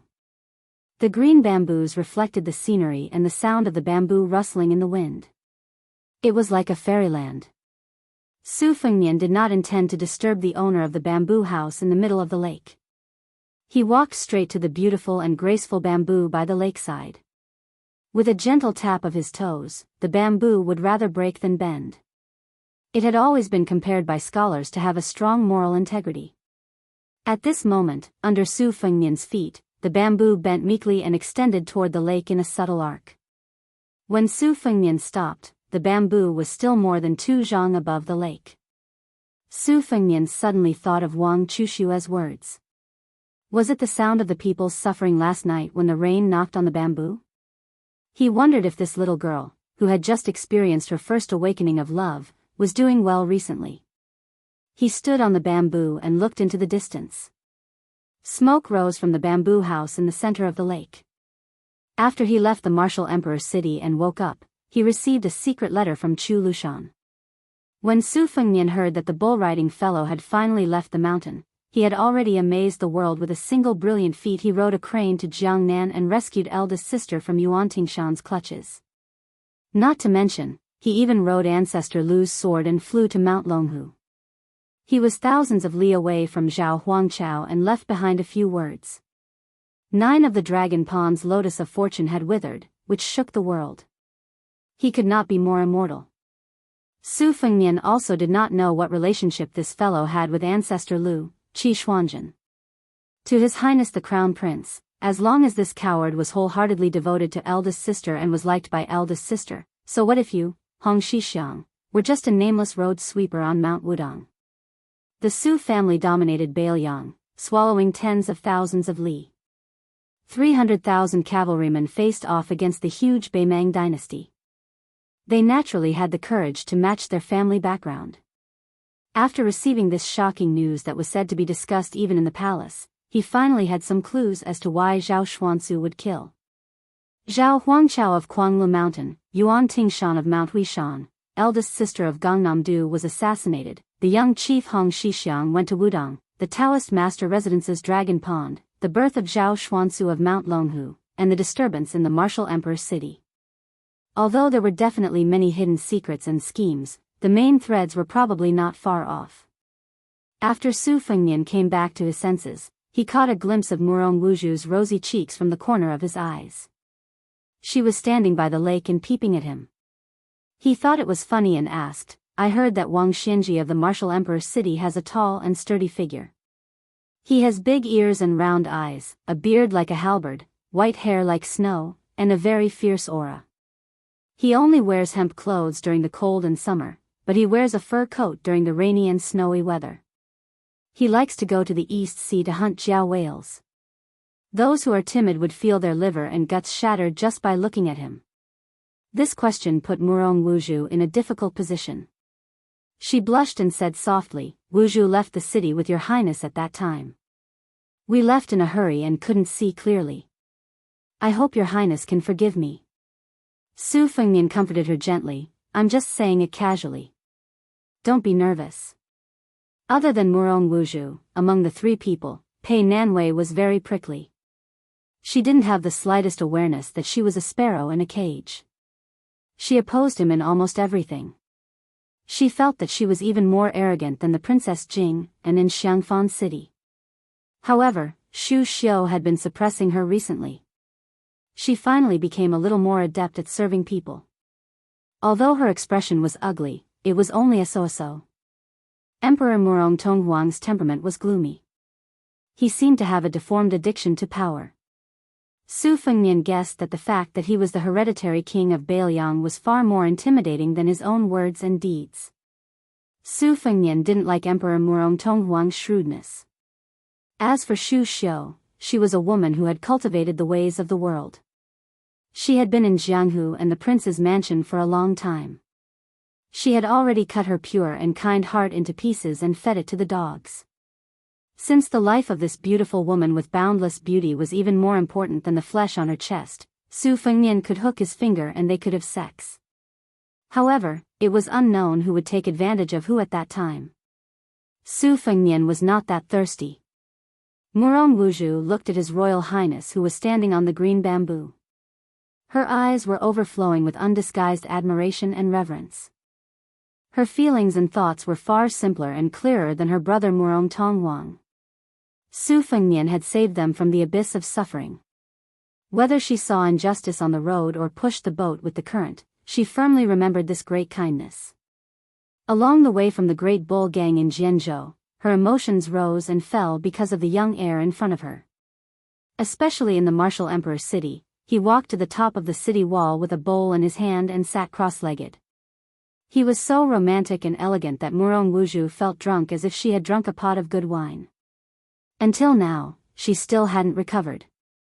Outside the martial emperor city, Su Fengnian drew his saber and cut open the body of the ancestor of Mount Longhu. She was even more frightened when she saw that. She only had one thought at that time.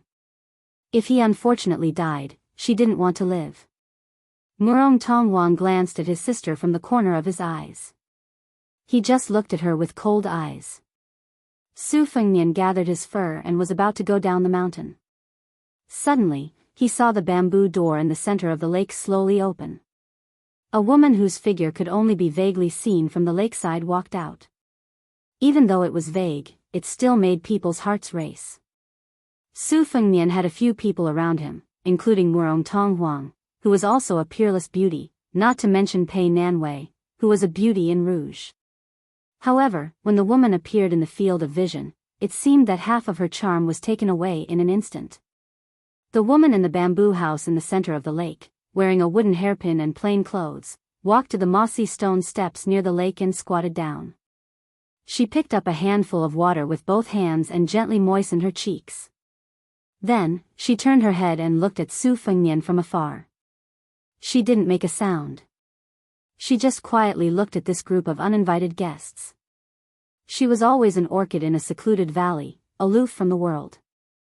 Su Fengnian, who was wearing a brocade fox fur coat, was stunned.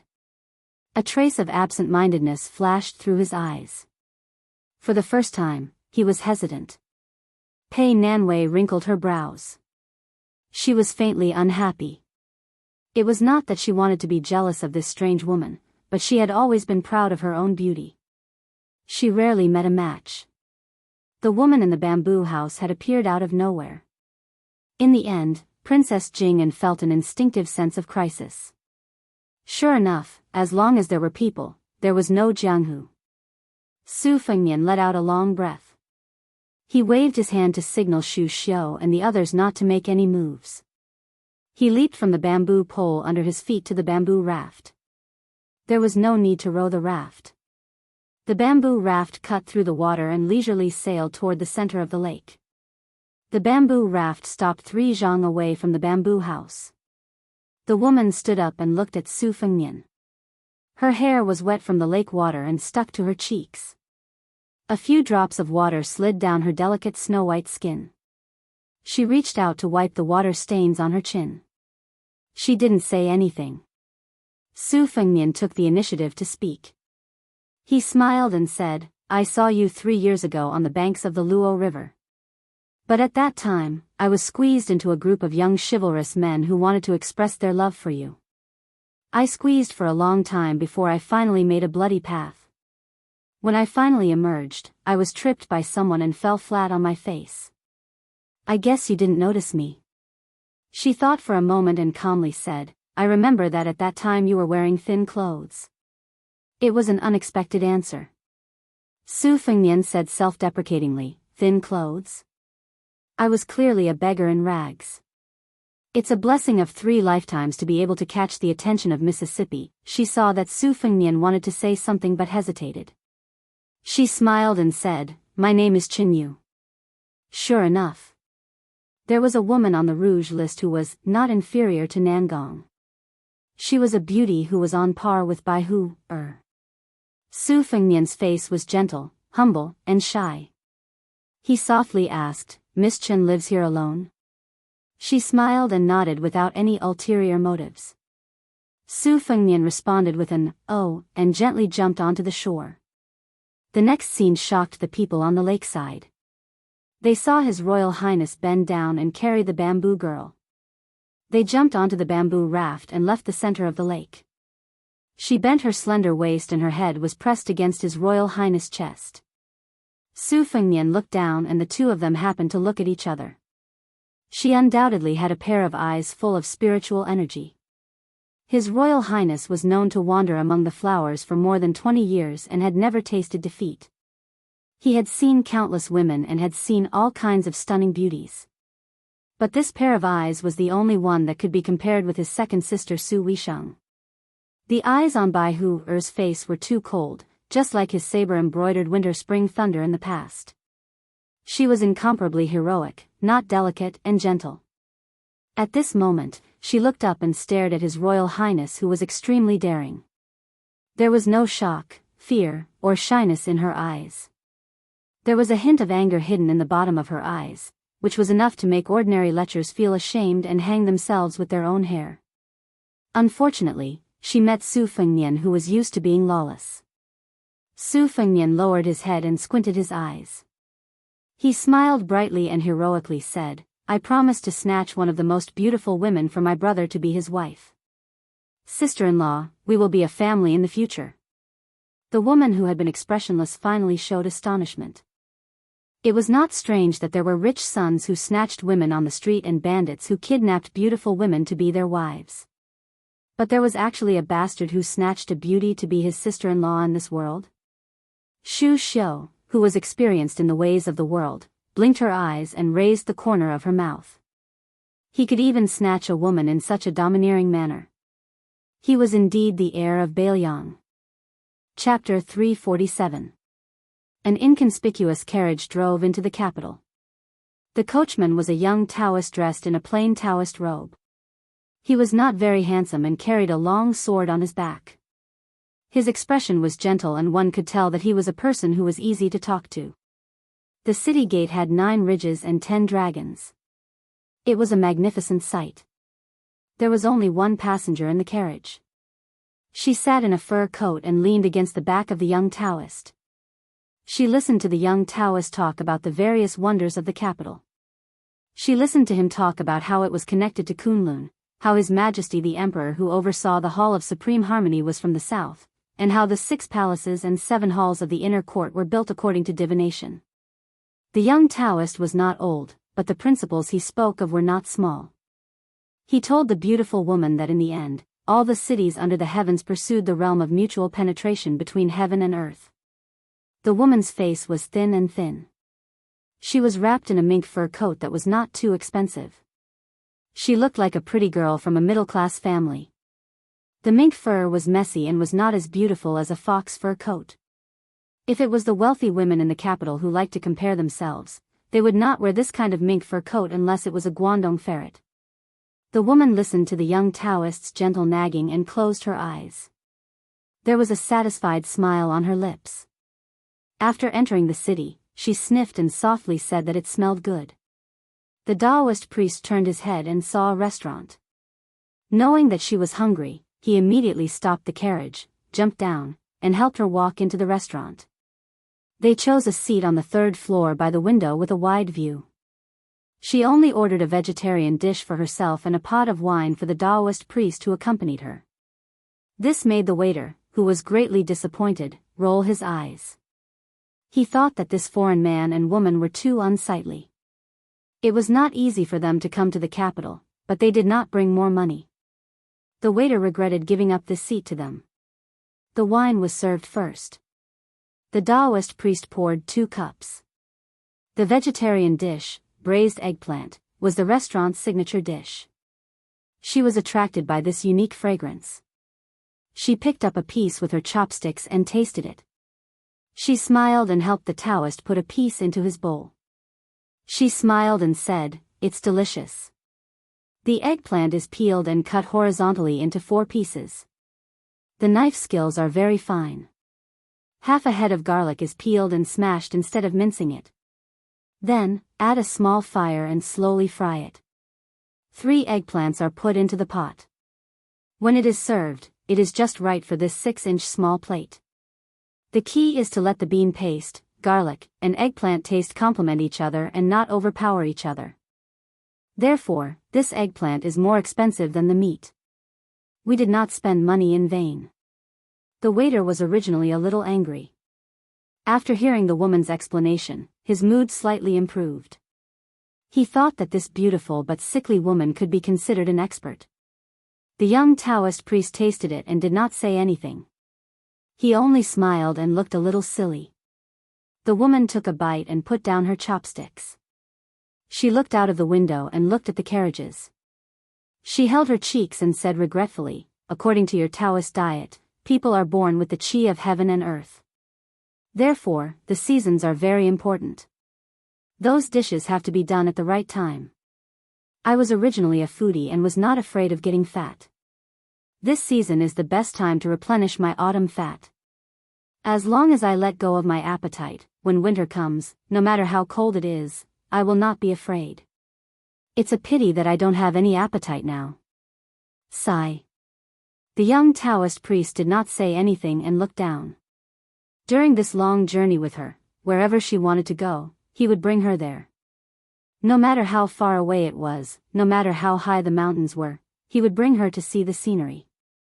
He only wanted her to have fun and return. In the Old West Shoe, he brought her to see the most spectacular bamboo sea in the world. In the Old West Shoe, they went to see the ruins of Shilabi. Further south, he brought her to the nunnery. She asked for a lot, but it was the worst lot. In the far west, there were mountains that could reach the sky. Then, she said that she wanted to take a look at the capital. Most of the diners in the restaurant were natives of the capital, and they were the best at hearing rumors. The people under the emperor's feet had a sense of superiority, as if there was nothing in the world that they did not know. The most exciting topic at the moment was the battle between Wang Xianji and the one-armed Li Chun gang in the East Sea's martial emperor city.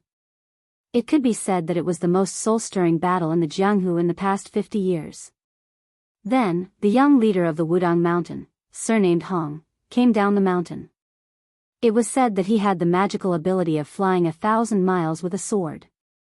It was rumored that the Taoist priest was an immortal who was reincarnated from ancestor Lu.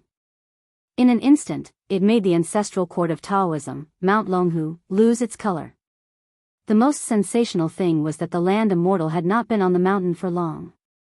He brought a woman to the borders of several fallen countries one after another. Sword after sword, he destroyed the few remaining pillars of fate in the Old West Shu and Dongyue. Later, he went west to Kunlun. Hundreds of top Qi practitioners in the world flocked there, hoping to witness the immortal's majestic spirit when he cut down the fate with one sword. Secret news quickly spread to the capital. When the Taoist slashed out with his sword, the thick pillar of fate that was as thick as a mountain was about to shatter. This made thousands of people in the world dumbfounded. They were all curious whether there was really such an immortal in the world who did not ascend. Someone in the restaurant spat, "That Wudang sect leader may look young on the surface, but he's actually lived for several hundred years, at least 300 years, a full 560 years. Someone immediately doubted, doesn't that mean he's much older than the old sect leader Wang Zhonglo? Since he's so old, why did he only leave the mountain recently? If he really has supernatural powers, how could Mount Longhu be the minister of feather clothes? The person who spoke earlier slammed the table and said angrily, "This spiritual master is worthy of being called the immortal of earth." How would we mortals know what he's thinking? Countless people nodded in agreement. Indeed, that's right. I've heard that the great spiritual masters of the Taoist sects are all lowly and noble. They're determined to be simple and don't care about the false reputation of the mortal world. Hearing all the discussions, the woman who was leaning against the window turned around and looked at the young Taoist priest across the table with a mischievous look in her eyes. The young Taoist priest blushed. Outside the street, the sound of thunder and horse hooves thundered, causing the ground to shake as if there was an earthquake. Chapter 348. The diners at the tables near the windows all looked over and were shocked. It was actually the rarely seen elite imperial palace guards that were moving out, and looking at their posture, it wasn't just a few dozen cavalry. The imperial palace guards had always been the guards of the important areas of the capital, and their battle prowess could be said to be unrivaled. For a moment, the streets were heavily guarded, and there seemed to be no end to the cavalry. Not long after, they occupied the entire main road of the capital. Moreover, every single imperial palace guard had their swords drawn and bows drawn.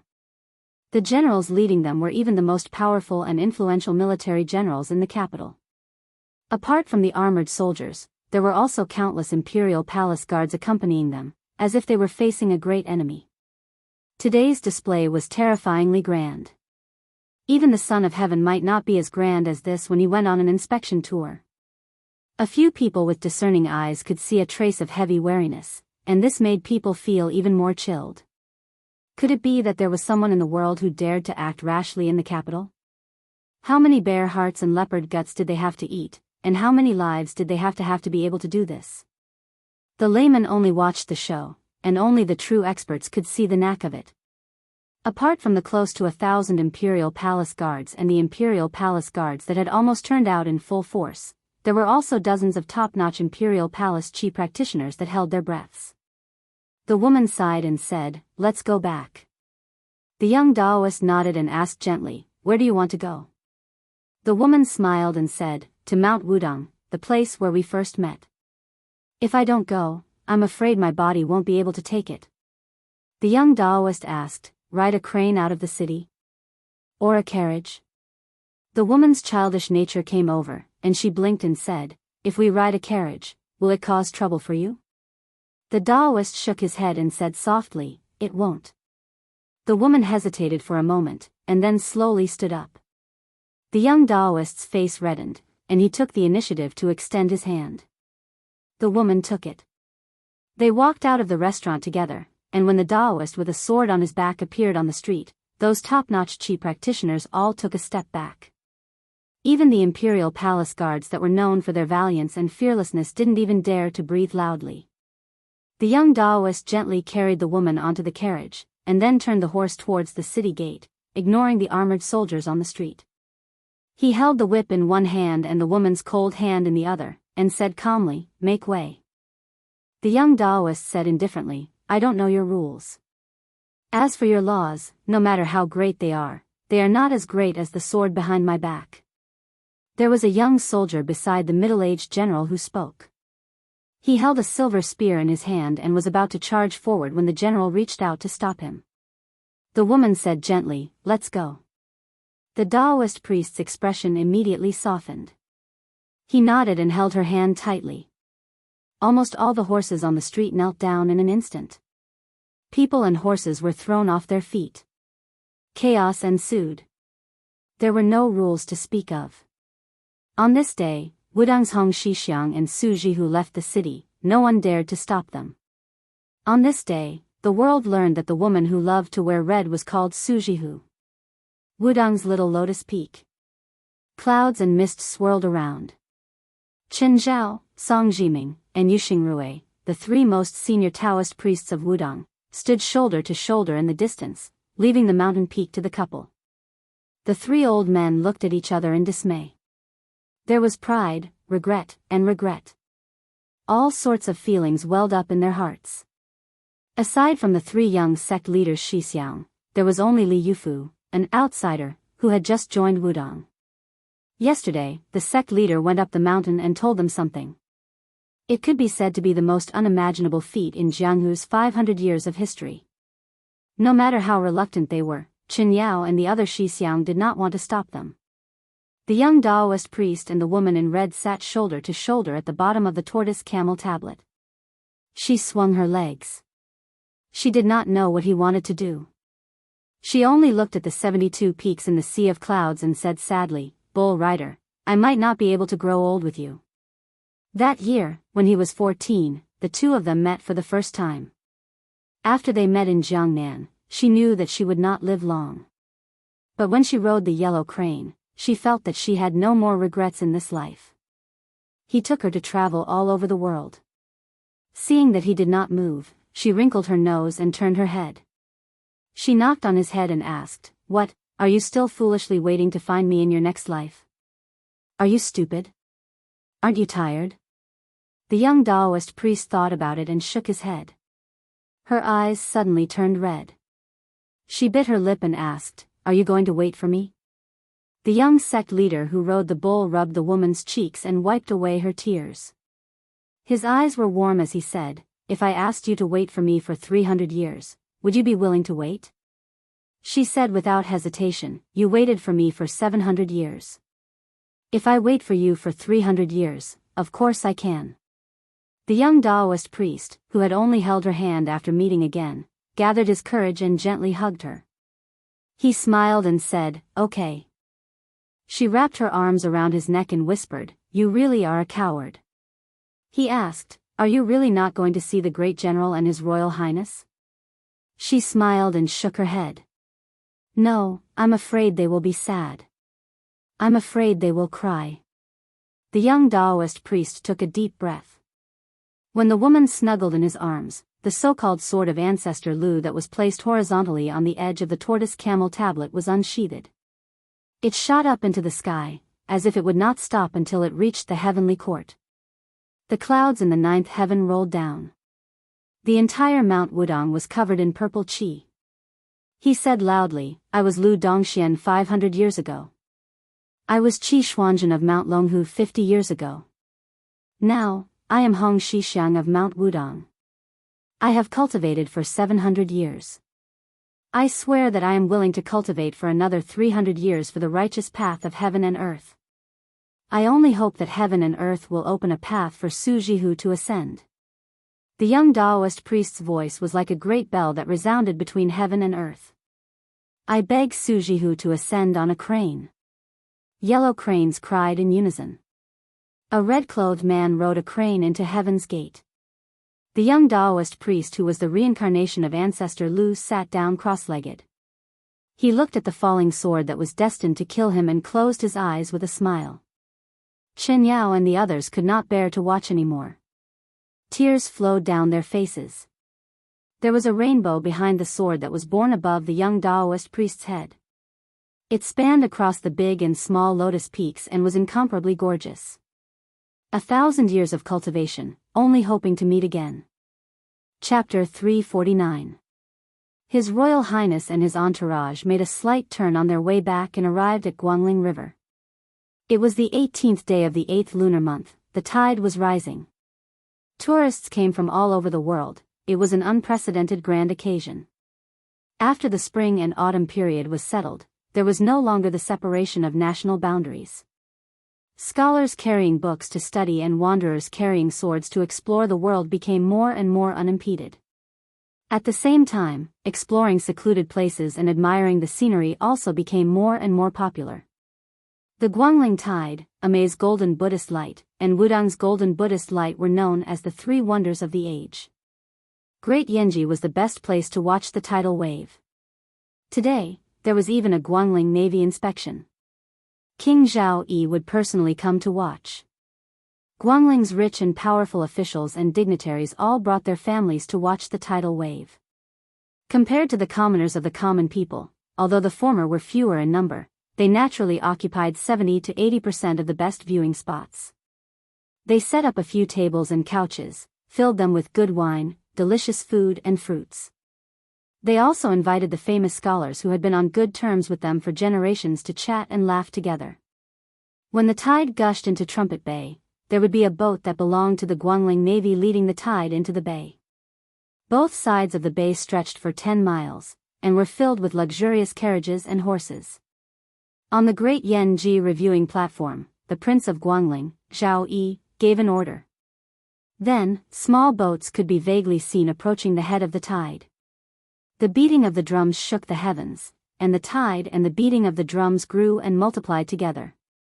The people could see a white line moving from east to west on the misty surface of the river. The white rainbow stretched across the river, and the head of the tide also gradually increased in height. When it reached the vicinity of the great Yanji, it could reach up to 40 feet high, covering the sky and the earth. His Royal Highness came a little late.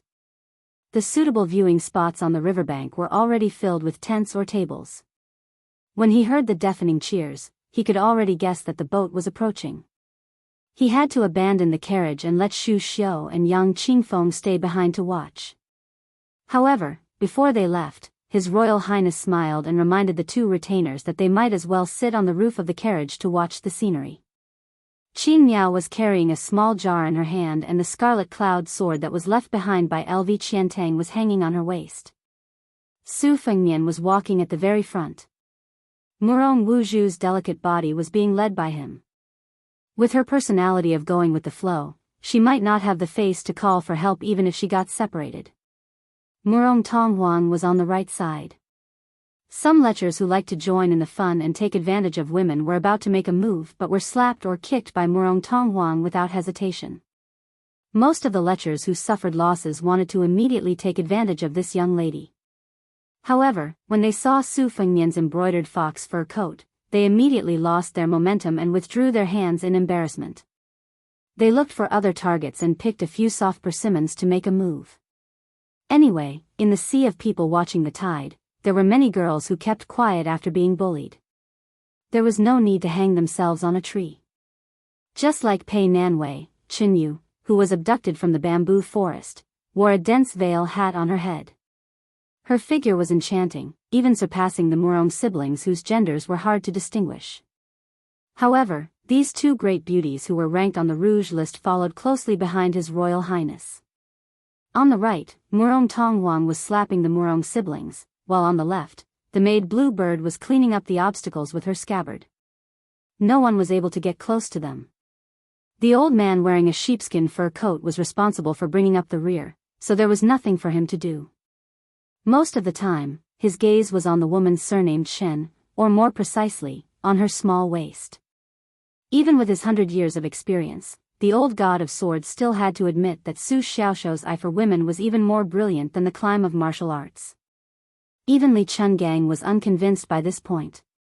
During this period of time, the old god of swords was busy admiring Pei Nanwei's buttocks, Xu Xiu's breasts, and the Murong siblings' twin lotuses on one stalk.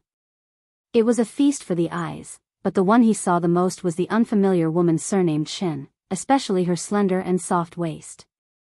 TSK, it really made the onlookers feel horrified. The charm of a woman could be judged by her spiritual energy, her eyes, her charm, and her waist. If she walked slowly, her waist would sway too much, it would be coquettish and vulgar.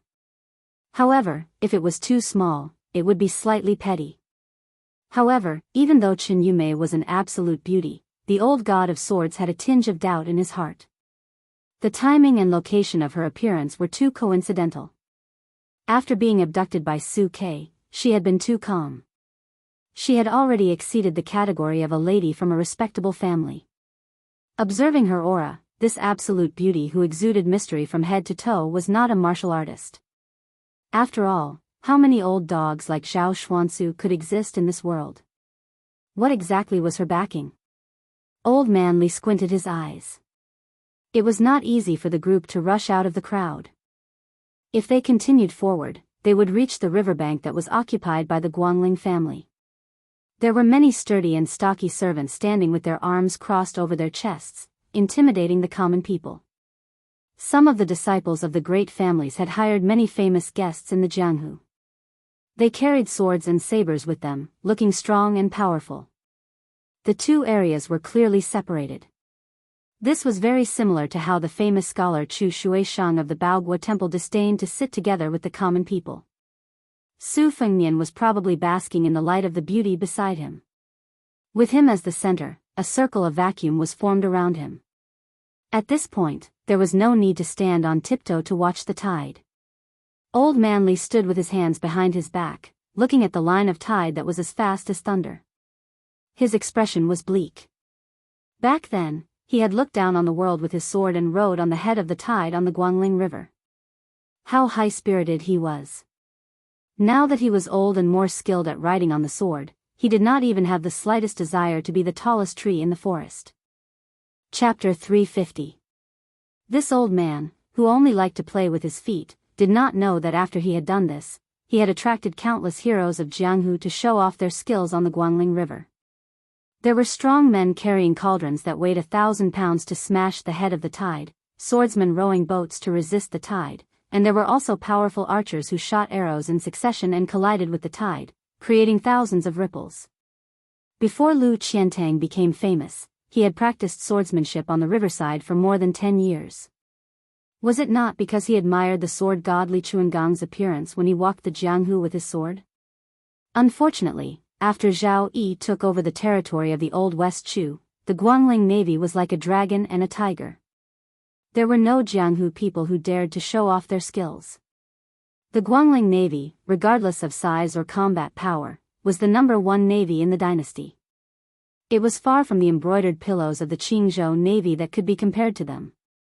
Once war broke out, they would not even be enough to fill the gaps between Guangling's teeth. Every year during the inspection, other than the great vassal King Zhao Yi who was overlooking all living beings from the top of the great Yanji, the one who stood out the most would be the Tide Runner, the symbol of the Guangling navy, who crossed the river alone on a boat. At this moment, when the people on both sides of the river looked over, the huge boat was light as a feather. A young general stood with his hand on his sword. His armor was bright, and he looked valiant and formidable, causing the hearts of countless young ladies to sway. The scholars of the south were like a forest, and it was a magnificent sight. If you went to any temple, you would see walls full of poetry and calligraphy. Even some shabby inns with holes in the wind and rain could see all kinds of undiscovered essays. Therefore, they had seen and heard too many of the literary talents of scholars of the same age. The one in front of them had not even reached the age of 20 yet, but he had been bestowed with the title of Grand Scholar. He also had a wonderful cursive script, known as one-stroke calligraphy. No matter if it was 10 words or 100 words, it was always written with one stroke without any embellishment. In terms of martial prowess, he had once defeated a grand guest of the Guangling prince's household in swordsmanship. This person's literary and martial prowess were top-notch, and he was undoubtedly the #1 talent in Guangling. Even the domineering Guangling heir was willing to become sworn brothers with him and treat him as an elder brother. When the boats sailed past, many tourists who had prepared bonfires and reed flowers threw them into the Guangling River with all their might, praying to the Guangling Dragon King. These people were all men and women from the local noble families or foreign aristocratic families. The most ordinary people could bring was a bunch of reed flowers, and most of them were some distance away from the river bank.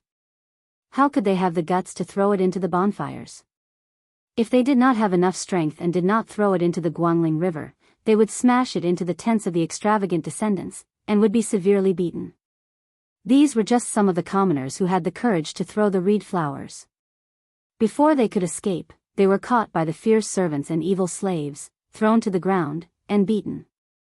They did not dare to make a sound and could only crawl back to the crowd with bruises all over their faces. Su Fengnian was originally one of the most famous profligate sons in the dynasty.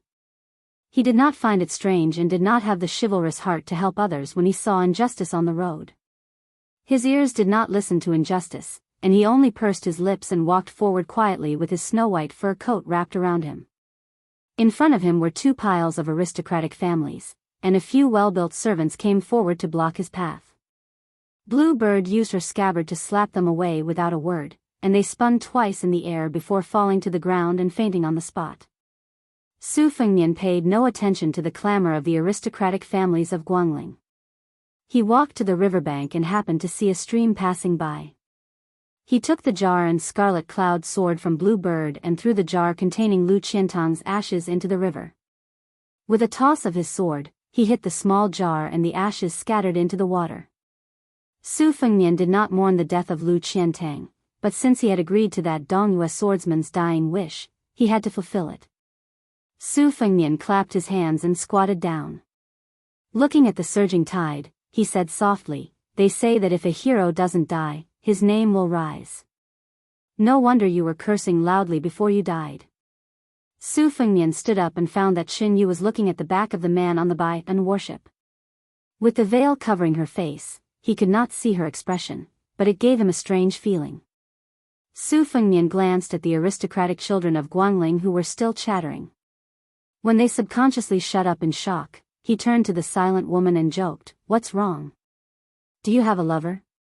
She shook her head indifferently and said, "He once mentioned that calligraphy and swordsmanship were similar and that his views were unique. Cursive calligraphy leaves less white but more white space and more white space but more dense. The strokes open and close, gathering and dispersing.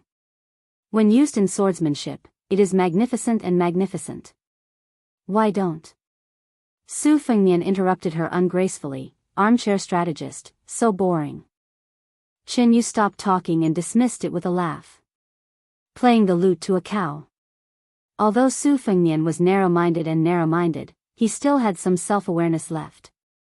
He said self-deprecatingly, "We are indeed not on the same path. Chen Yu, since we are already a family, why don't you tell me frankly, do you have a sweetheart?" Chen Yu asked calmly, "If you do, will you kill him?" When Su Fengnian heard the word kill coming out of the beautiful woman's mouth, which was full of killing intent, he laughed shamelessly and said, "I like your temperament. You're perfect to be my younger brother's wife." Chen Yu looked at the great Yan Ji, where there was a bloated man whose robe was almost torn apart. She sighed for no reason. Su Fengnian smiled and asked, "Don't scare me. Are you related to the Prince of Guangling, Zhao Yi?" Chen Yu's expression was normal and she did not say anything. Su Fengnian put his hands into his sleeves and said softly, "Let's go back to Beiliang." Chen Yu did not move. She hesitated for a moment and said, "Someone wants me to go to the capital." "You can't stop him." Su Fengnian stopped and said with a playful look, "Who is it that opens his mouth like a toad and wants to swallow the sky and spit out the earth?" Chen Yu stared at His Royal Highness' face and did not seem to be joking at all.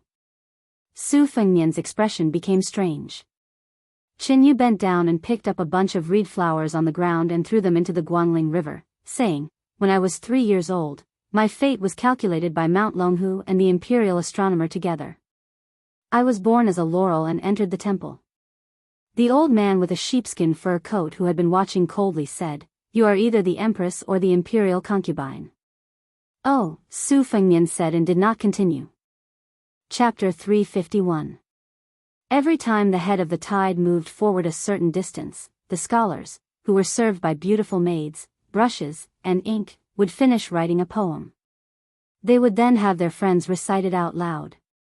After winning the applause of the audience, they would then throw the poem along with the rice paper into the Guangling River. Although it was said to be impromptu, everyone knew that these meticulously crafted poems had already been prepared. Some of the noblemen who did not have enough ink in their stomachs would rack their brains for a long time before watching the tide. Some of the more unscrupulous ones would simply throw gold and silver to buy some from the scholars of the Han family. The price of each word would depend on how generous the buyer was and the quality of the seller's words. The lowest price would be a dozen taels of silver, and the highest price would be a basin full of gold. In his early years, the heir of Beiliang was the most famous sucker in this line of work. When he heard the endless chanting that followed the tide, he naturally knew the knack of it. There were constantly scholars who spoke eloquently and fluently, echoing the majestic military posture of the navy on the Guangling River. It really did have the flavor of a flourishing dynasty. It was very capable of making the common people submit to the might of the vassal King Zhao Yi. Su Fengnian did not let Chen Yu get to the bottom of the matter as he wished. He only raised his head and glanced at the Prince of Guangling, Zhao Yi. Looking at the blurred figure, he really looked like a small mountain. Under this fat pig, there were 2 empresses of the fallen Spring and Autumn Kingdom. As for the princesses and concubines that were reduced to prisoners, there were even more that could not be counted with one's fingers and toes. When Zhao Yi took the order to hold the line in Guangling, it was rumored that every few days, there would be noble ladies from the royal family who could not bear the humiliation and would jump into wells, swallow hairpins, or hang themselves. His notoriety spread throughout the dynasty and was on par with Beiliang's Chu Lushan. However, if one thought that Zhao Yi was just a lecherous man who defiled the women of the nobility, one would have underestimated this king who weighed more than 300 pounds. The Baron Beiliang where Su Shao was from and the Baron Southern Tang where Yan Xi was from had a valiant culture. Beiliang was even under the control of hundreds of thousands of people. However, to be fair, Guangling, which was the old land of West Chu and East Yu, was the most difficult to pacify. The scholars of West Chu were unparalleled in the world and there were many famous scholars. If Guangling King Zhao Yi didn't have any real ability and only knew how to suppress bloodshed instead of winning over the people's hearts, Guangling, which was rich with taxes, would have been devastated long ago. This was tantamount to a disaster for the empire's financial operations. Although the current emperor's brothers weren't all great talents, none of them were mediocre. The Liang dynasty was able to conquer the world not only because of fate, but also because of the Zhao family's manpower. Just as His Royal Highness had completed the Lu Qiantang and was preparing to leave the riverside, an untimely sound of horse hooves suddenly sounded. Turning his head to look, Su Fengnian frowned. There were actually dozens of light cavalry in bright armor galloping over, forcibly cutting through the sea of people to create a path. Many commoners who could not dodge in time were sent flying by the warhorses on the spot. There were more than 30 cavalrymen with exquisite horsemanship, carrying sabers and crossbows. They were very eye-catching, and it was their instinct to seek advantages and avoid disadvantages. 100 steps in front of Su Fengnian, the commoners who were watching the tide had already moved aside to create a path for 2 horses to ride side by side. The leader of the cavalrymen with a strong physique was holding a pitch-black snake spear. His face was ferocious as he stared at Su Fengnian who was standing on the riverside. Suddenly, he increased the strength of his horse's abdomen and accelerated forward. At this critical moment, a young child who might have been separated from his parents fell onto the road for some reason and sat on the ground, crying loudly. The cavalryman with the spear did not have the slightest intention of reining in his horse. He only had a ferocious smile on his face, which made one's hair stand on end. On both sides of the horse path were the children of Guangling's landowning households and the commoners. No one dared to be unlucky. Firstly, everyone knew that the Guangling Prince's Falcon Battalion was responsible for the safety of the land. Secondly, even if they wanted to do something, they really did not have the strength to do so. Guangling scholars did not have the strength to stop a galloping warhorse. Were they in a hurry to be reincarnated? How could a scholar's brush resist a warrior's spear? At this moment, a young man who looked like a wanderer among the crowd shouted, "No!" He pressed his hands on the shoulders of the 2 people in front of him and jumped up high, wanting to stop the horse and save the child. This chivalrous Wulin man was obviously from outside and had underestimated the terrifying strength of the general on the horse as well as the coldness of the Guangling king's armored soldiers. Before he could save the child, a spear was raised and pierced through his chest. It was as if the man had directly collided with the tip of the spear, piercing his heart and causing his blood to splatter everywhere. The poor wanderer who had just begun his journey in Jianghu was instantly killed. With a pull of the iron spear, the corpse fell back into the crowd.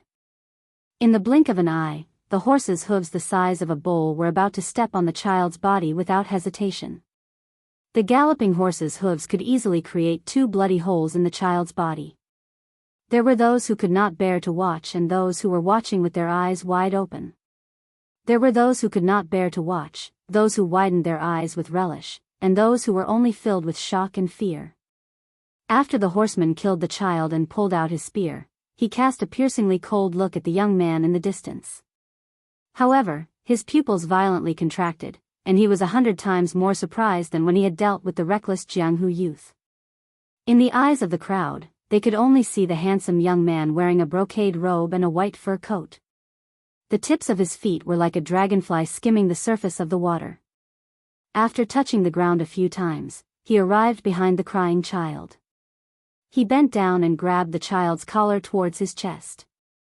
Then, he came to a swift and unrestrained stop.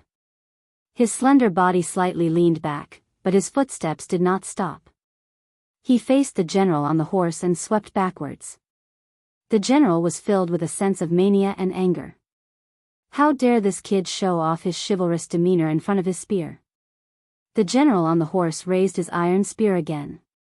Borrowing the horse's momentum, he thrust it towards the young man's chest. He shouted, "You're looking for death." The young man did not seem to use any force, but his retreating speed suddenly increased to the extreme. He was as swift as a rainbow, and immediately pulled away from the horse for a long distance. He placed the frightened and dazed child beside a female servant dressed in green. Contrary to everyone's expectations, after the young man who had forcefully seized the opportunity to save the child, not only did he not stop while he was ahead, but he shook his shoulders and the fox fur coat he was wearing was shaken out of his body. The female servant dressed in green clothes and embroidered shoes gently caught it. He himself once again rushed forward. The spear came with a menacing momentum. The young man who had just displayed a method to save the child was like moving clouds and flowing water, and it was pleasing to the eye. Now, he expressionlessly held the spear's tip. Without saying a word, he suddenly pulled it back. This actually encouraged the horse to charge forward with a thunderous momentum. The next moment, everyone's eyes widened and their hearts surged. The young man who looked like an elegant young man from an aristocratic family, far more than a Jianghu wanderer, suddenly stopped. He leaped up slightly, pressed down on the horse's head, and pressed it down. Chapter 352. Countless onlookers gasped at the same time. After a high-quality warhorse weighing at least 2,000 jin was intercepted, it could not move forward an inch. The horse's head smashed into the ground, its front hooves smashing into the stone floor. With a snap, the horse's sturdy rear half was twisted, and the general on the horse was thrown far away with his spear. With his ability, he should not have been in such a sorry state. It was only because this young master's methods were too unimaginable that he was capsized in the smelly ditch. The general was about to use the spear to get up when he suddenly felt a cold murderous intent enveloping his entire body. He was about to disregard his general's demeanor and act shamelessly against the enemy when the delicate and sweet-looking maid in green raised her foot and kicked his head into the ground. He died in an even more miserable state than the wanderer. The outstanding horsemanship of the rest of the horsemen was displayed incisively and vividly at this moment. They reined in their horses almost at the same time.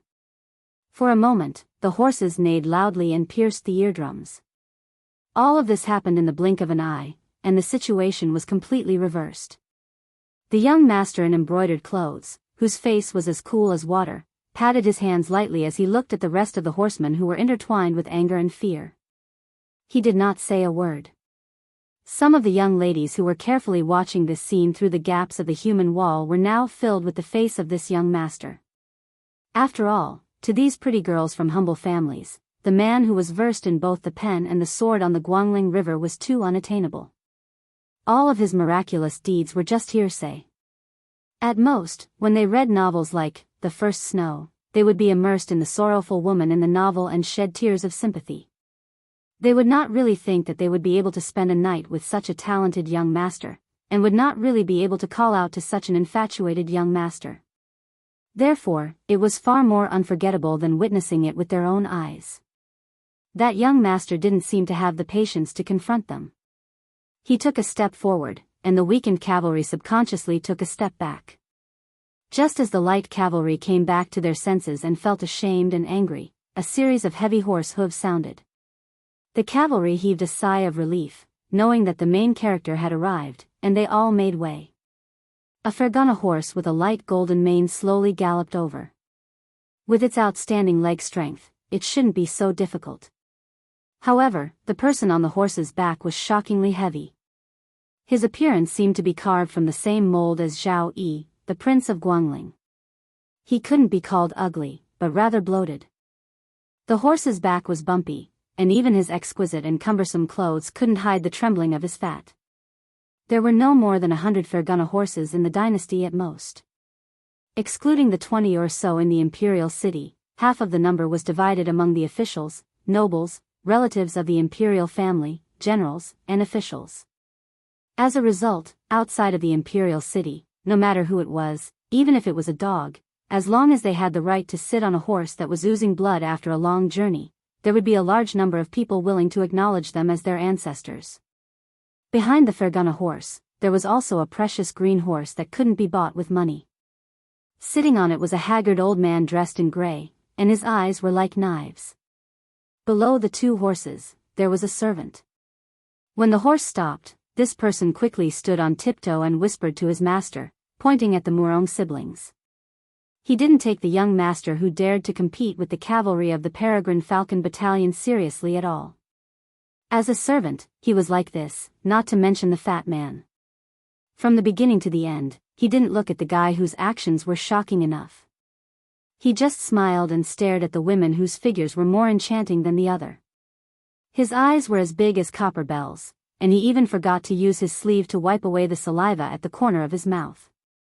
It was a pity that his expensive clothes were made by the dignified craftsman Su. Everyone sighed in their hearts. When this notorious master arrived, even immortals wouldn't be able to survive in Guangling. For a moment, when they looked at the handsome young master again, they could only sneer. The human heart was full of ups and downs, how wonderful it was. The fat man finally remembered to wipe away the saliva that was drooling from his mouth. He waved his hand and said, "Snatch." The servant's greatest skill in life was to flatter and curry favor. When he heard that his master had issued the imperial edict, he changed his original humble posture and straightened his back. He hurriedly turned his head to look at the Peregrine Falcon Battalion cavalry who were incompetent and scolded, a bunch of useless things. Didn't you hear His Royal Highness's words? Quickly, snatch. In Guangling, which encompassed the entire Old West Chu dynasty and a small part of Dongyue, the scholarly spirit of the scholars could be said to be the most important in the world. Although in these years, under the rule of the Guangling king, there were descendants of powerful families who bullied men and women, which was reasonable, most of these filthy acts would not be so brazen. No one would be foolish enough to do things under the noses of the countless aristocratic families who were watching the tide viewing ceremony. The 30,000 students of the Imperial College in the capital, excluding the Gangnam-do, were mostly scholars from Guangling. In addition, the old Grand Tutor of West Chu, Sun Shiji, who was in charge of a province under the title of Left Servant Shi, had become the stabilizing force in the hearts of the scholars of Guangling. Generally speaking, no matter how lawless the scholars were, they would have to think twice before committing crimes. But in Guangling, there was only one exception, and that was the eldest son of the first wife of Zhao Yi, Zhao Yuang. He was a classic example of a tiger father, a dog son. He did not inherit the shrewdness of his father, and only learned Zhao Yi's lustfulness and gluttony. He bullied and humiliated women, and in terms of numbers, he could be said to have surpassed his father. Last year, he had his eyes on the daughter-in-law of a Linqing county chief and chased her through 2 counties. In the end, he broke into the manor with a gang of vicious servants and stripped the young lady of her clothes. The matter was brought to the Guangling king's side. In the end, the dignified 4th-rank county chief with an embroidered sparrow on his chest was killed on the spot by Zhao Yi with a jade rui. Immediately after, an official who had gone to the capital to file a complaint was intercepted and killed on the way out. How could the domineering father and son of Zhao Yi and Zhao Yuang not be chilling to the bone? Su Fengnian smiled and asked, "Zhao Yuang, you want to steal my women?" His Royal Highness, Zhao Yuang, made a sound of surprise and seemed to find it interesting.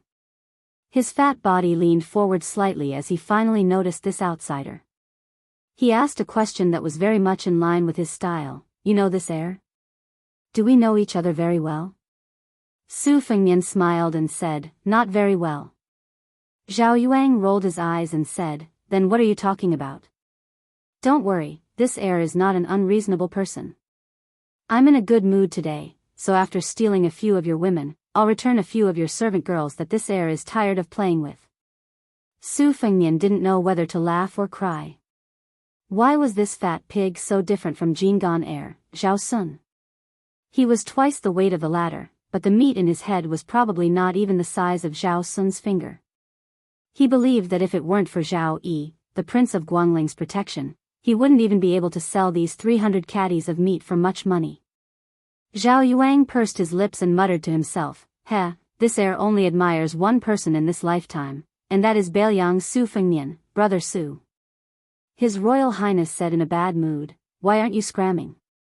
This heir is giving you a lot of face by stealing your women. If you don't know what's good for you, I'll skin you and throw you into the Guangling River. Chapter 353. When interacting with His Royal Highness, it could not be said that one is marked by the company one keeps, but it could be said that one is marked by the company one keeps. Presumably, Su Fengnian would also pinch his nose and admit it. Ever since she met His Royal Highness by chance at the border of Jianzhou, the timid Murong Wuzhu was not afraid in this situation, even if she had vaguely guessed the terrifying identity of this fat piece of meat. It was hard to imagine that this girl would have accepted her fate of going to Mount Hui to become the bed toy of a 100-year-old man. In her previous life, even though she was born into a noble family in the Sword Province, a county magistrate was already a powerful official to her. In just a few days, she had climbed Mount Insignia and paid a visit to the martial emperor city. It was as if she had lived enough for her entire life. When Su Fengnian brazenly pressed down the horse's head and saved the child, Murong Wuzhu felt that out of the millions of people in the world, meeting him alone was enough. However, she could not help but feel sad. She was not as intelligent as her younger brother, the Emperor of Tong. She was not as beautiful as Pei Nanwei. She was not as powerful as Sister Blue Bird. What could she do for him? While Murong Wuzhu was inexplicably sad, a middle-aged woman staggered out of the crowd and hugged the child tightly. However, she did not shed tears of gratitude to His Royal Highness for saving her child. Instead, she knelt down with a plop and kowtowed to Zhao Yu, who was sitting on a Fergana horse in the distance. She cried that she did not know this group of people and that the child had disturbed the important military affairs of the soldiers. This commoner begged His Royal Highness for forgiveness. She kowtowed non-stop until her forehead was bruised. The onlookers looked at each other and felt relieved. This was how it should be. They did not feel that there was anything wrong with this young woman's ingratitude. Under the jurisdiction of Guangling, everything was decided by the Guangling prince. Law? Was this not the family law of the Zhao clan? Some young scholars who were secretly jealous of Su Fengnian's elegance were waving their fans. Some were whispering and guessing how Su Fengnian would end up tragically. They were in a very good mood. Murong Wuzhu had just come out of the fire pit. Although she was similar to Xu Xiu and had stumbled into Bailiang's dye vat, her temperament was still as pure as Bai Xian, who had never put pen to paper. When she heard the woman's heart-wrenching words, she was so angry that her face turned red. She jogged over and slapped the woman's face. Murong Wuzhu did not know how to reprimand her. The woman was stunned by the slap and stopped crying. Instead, it was Murong Wuzhu who began to cry. A hesitant scholar with a headscarf shrunk behind his head and did not dare to appear. He should be the woman's husband. When he saw this beautiful girl slap his wife's face, his face began to burn. However, in the end, he did not have the courage to walk out. He carefully glanced at His Royal Highness Zhao Yu on the other side of the horse and then looked at the handsome young master below the horse. He only hoped that these important people whom he, a small commoner, could not afford to offend, would not harm his family of 3. He was even more regretful that he had come to watch the show. Su Fengnian turned his head to look at Blue Bird, who was holding the fox fur coat. Without saying anything, Blue Bird, who had a telepathic connection, came in front of the trembling woman and said coldly, "Go." The woman, whose legs had turned to jelly, got up in a panic. She pulled the child and squeezed into the crowd without looking back. After meeting with her husband, she squeezed through the crowd and returned home. From the beginning to the end, she did not look at the young master. As for whether she felt guilty or glad, only God knew. Those who had some status in Guangling all knew that every time there was a large gathering, Zhao Yu would definitely place many scouts who were specifically responsible for finding beautiful women. These lackeys had a very good sense of smell and would usually be able to bring His Highness back with a full load. Otherwise, with Zhao Yu's physique, whether it was by carriage or by horse, how difficult would it be for him to travel? Other than tirelessly hunting for women, Zhao Yu was also quite good at making money. There was a housekeeper in his residence who was responsible for commenting on the appearance of the women in the surrounding families. If they did not want to be brought back to the Guangling prince's residence and pressed under his crotch, they had to offer him a large amount of silver. Even the eldest son of provincial governor Zhou, who practically grew up together with his royal highness, could not escape this calamity. Just because he had a wife who was of equal social status and was beautiful and attractive, he had to pay 70 to 80,000 taels of silver as a tribute without missing a single copper coin. He only dared to privately joke that his royal highness was very fair and honest.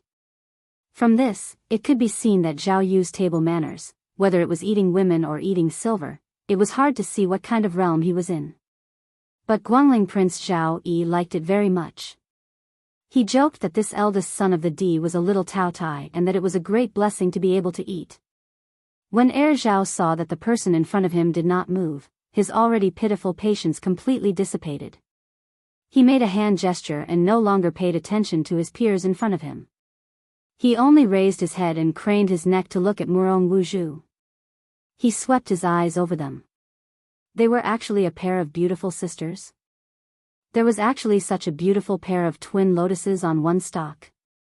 The heavens were not unkind to this heir. He narrowed his eyes and looked more and more pleasantly surprised. There were also two women wearing veiled hats.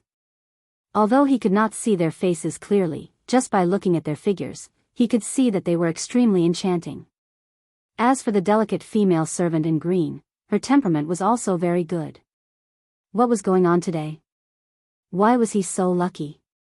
These extraordinary girls were enough for this heir to deal with half a year of boredom. Zhao Yu's saliva was dripping as he clicked his tongue and said, "Young ladies, quickly come into this heir's bowl. This heir loves beauties the most. I will definitely eat and taste them slowly." Chapter 354. Su Fengnian saw the grey-robed elder dismount from his horse and was about to make a move. He finally opened his mouth and said, "Zhao Yuang, let me say this first. You can steal my women, but when the time comes, before the beauty has even entered your bowl, a few caddies of meat from your body have entered my bowl." For the first time, His Royal Highness looked seriously at this outsider. He was used to the cries and screams of kidnapped women and their families, so it was really boring. This made His Royal Highness feel a kind of loneliness of a master. Within Guangling, who was not scared out of their wits when they saw the formation behind him. Occasionally, there was a noble family that did not lack backbone, but after a futile resistance and a bloody suppression, they would talk nonsense like retribution. There really was no hero who could speak without their lips trembling in front of him. He remembered that a few years ago, there was a pair of immortal heroes who were said to have traveled to Guangling. At first, His Royal Highness did not bring many retainers and suffered a small loss. He immediately returned to his residence and brought a dozen or so guests and 300 cavalry to block the escape pair at the border. First, he had an erotic scene in front of the hero, then he had skinned her husband in front of the heroine. Finally, he had used a spear to pierce their bodies and skewered them together. With good intentions, he had let them die together. To this day, His Royal Highness still remembered the mournful eyes of the plump heroine and the hateful tears of the so-called hero. Zhao Yuang smacked his lips. It was really exciting. This was much more enjoyable than when he usually doted on the women of other families. The aftertaste was really endless. When Zhao Yuang thought of this, his eyes burned with even more passion for the women. He began to think of a few new tricks that he had thought of but had not yet implemented. As he thought and thought, he habitually put a finger into his mouth and mumbled, "It is a pity that I do not have the opportunity to see Brother Su. I heard that his Wudong Yuan has many beautiful women. Otherwise, I could use them to compare notes. Besides, Brother Su also has 2 older sisters. I treat you with sincerity and respect and do not mind sharing the women of my family. Presumably, Brother Su should be more generous and give the 2 older sisters and the entire Wudong Yuan to me." Zhao Yao continued to mumble to himself, "What if he doesn't want to be unkind? What should we do?" His Royal Highness sighed. He pulled out his finger and dipped it in his saliva. His face was full of smiles, but his eyes were gloomy. Bailiang, ah. It's so far away. I don't have the strength to travel so far to ask for it. But once I reach Guangling, I won't tolerate your stinginess, Brother Su.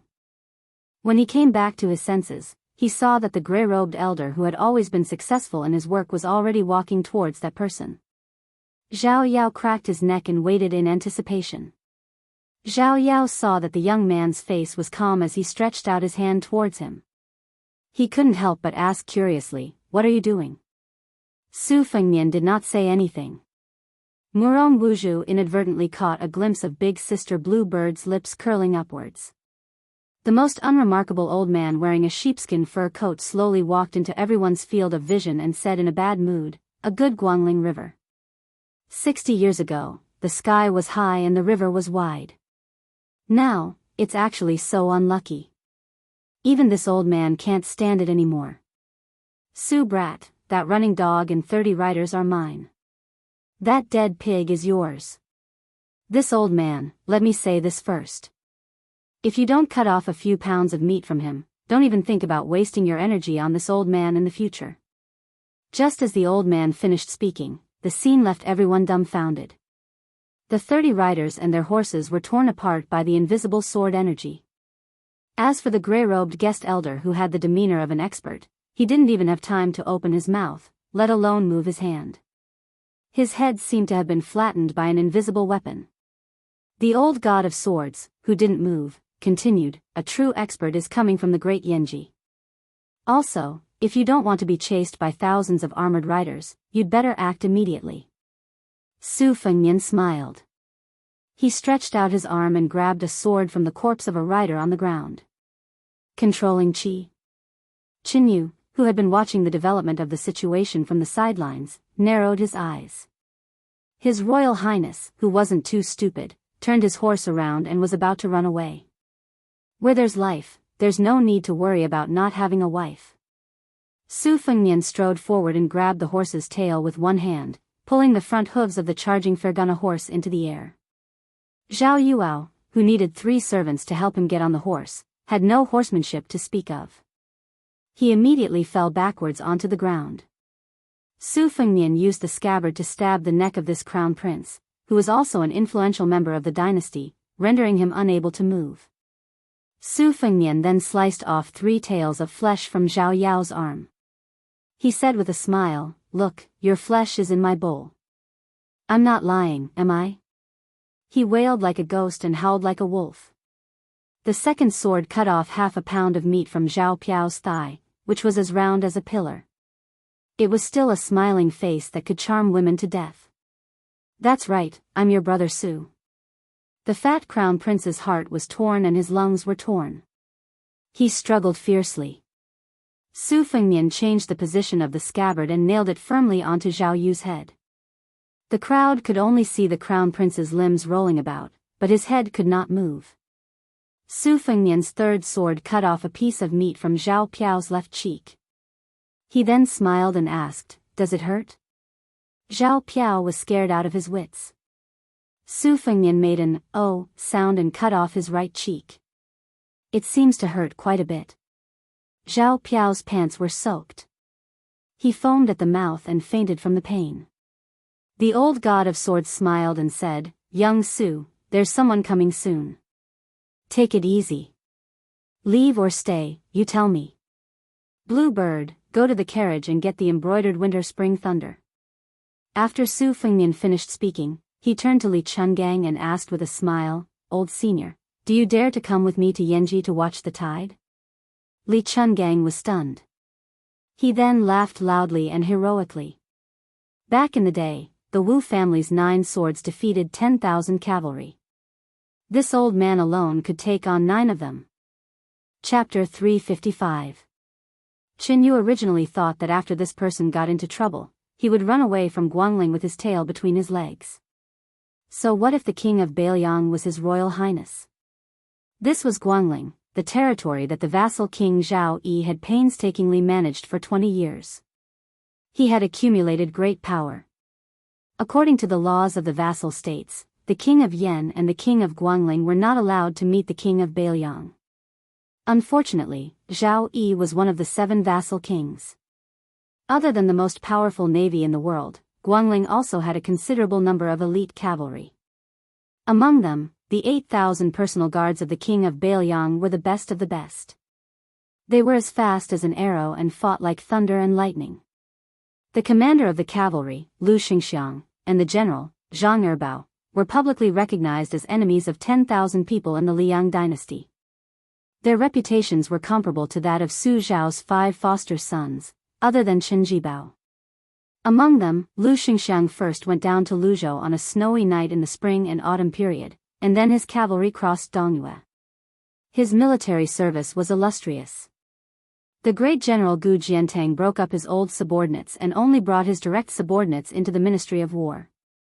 All the military power fell into the pockets of the king of Yen and the king of Guangling. The dozens of provincial governors did not dare to ask for a single soldier.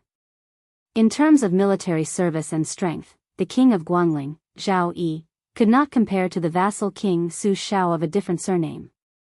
However, a strong dragon could not fight a local snake. Moreover, Su Fengnian was at most a young snake crossing the river. How could he compete with Zhao Yi, the giant snake of Guangling who had already become a demon? Forced by the situation, Chen Yu and the maidservant Blue Bird walked slowly together. Looking up, the spectators on the shore had all scattered and fled for their lives. The ground was in a mess. They could see a black stream coming from the land. It was the distinctive black horse of the Beiliang army, and its momentum was not inferior to that of the Guangling front line. Chen Yu frowned. Had this Su Fengnian lost his mind? She did not dislike his cruel method of teaching the crown prince Su Fengnian a lesson. Evil people would be dealt with by evil people. The grudges between the top playboys were mostly not tender feelings. However, Su Fengnian was in a dangerous situation and yet he went against the current. This was not a rational thing to show off. This was not the way. Did he not understand such a simple principle? Chen Yu snorted coldly and smiled coldly. It was really a pity that the grass snake's gray line had been hidden for thousands of miles. It had just left the garden and the grass hut, but it was going to be cut off by the Guangling River. Xu Xiu and Yang Qingfeng had no reason to stay out of the matter. Blue Bird held a spear. The 3 of them pulled away from His Royal Highness and the old man wearing the sheepskin fur coat. Since they had abandoned the carriage, Blue Bird did not forget to let Xu Xiu bring along Dong Tai's sword case. The 2 in front were prepared to face the first wave of cavalry head-on. It was really too arrogant. His Royal Highness moved forward confidently, with 2 swords hanging from his waist and the hilts in his hands. Although his face was slightly pale and he did not look well, no one doubted that His Royal Highness was just a sickly person after he pressed down on the horse's head and used his qi to control objects. The one-armed old god of swords. Since today's battle would most likely be the last time he fought in the world, there was no harm in piercing through the sky. Back then, the Sword Emperor of Shishu had killed thousands of cavalry and died of exhaustion. Li Chungang wanted to teach the martial artists of the world that the peak of swordsmanship was not limited to this. He, Li Chungang, had lived in Jianghu for 100 years with his sword. So what if he had lost 2 battles to Wang Xianji? Was there really no junior swordsman who could pull down the Lord of Martial Emperor City? There was only one Dong Tai. On the great river of swordsmanship, there were still too few. Chen Yu was the last to leave. At his feet, the fat pig Zhao Yuang, who had fainted, opened his eyes slightly.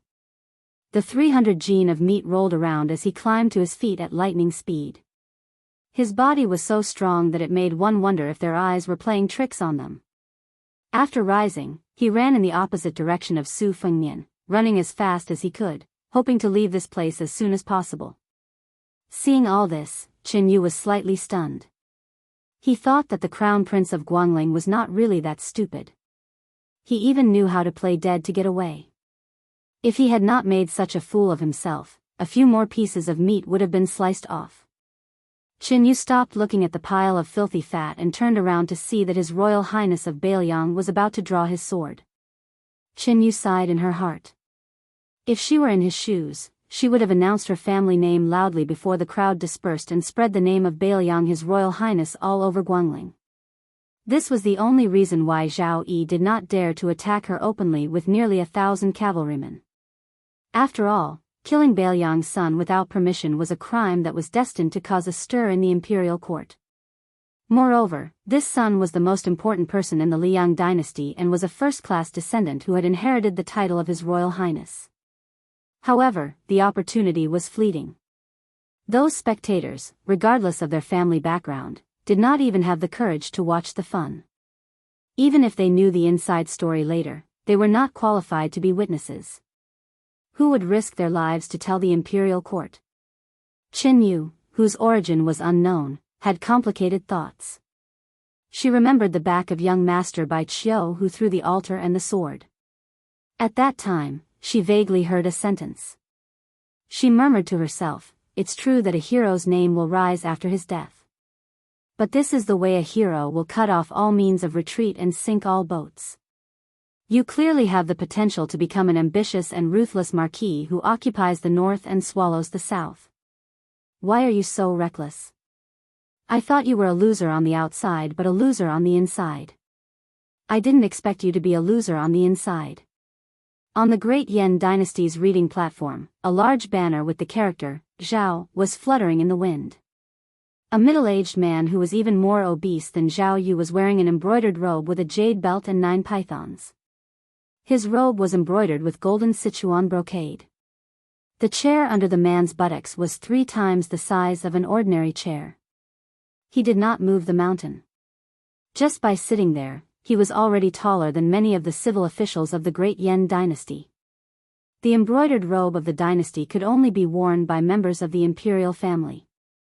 Of course, those who raised the banner and rebelled were not included.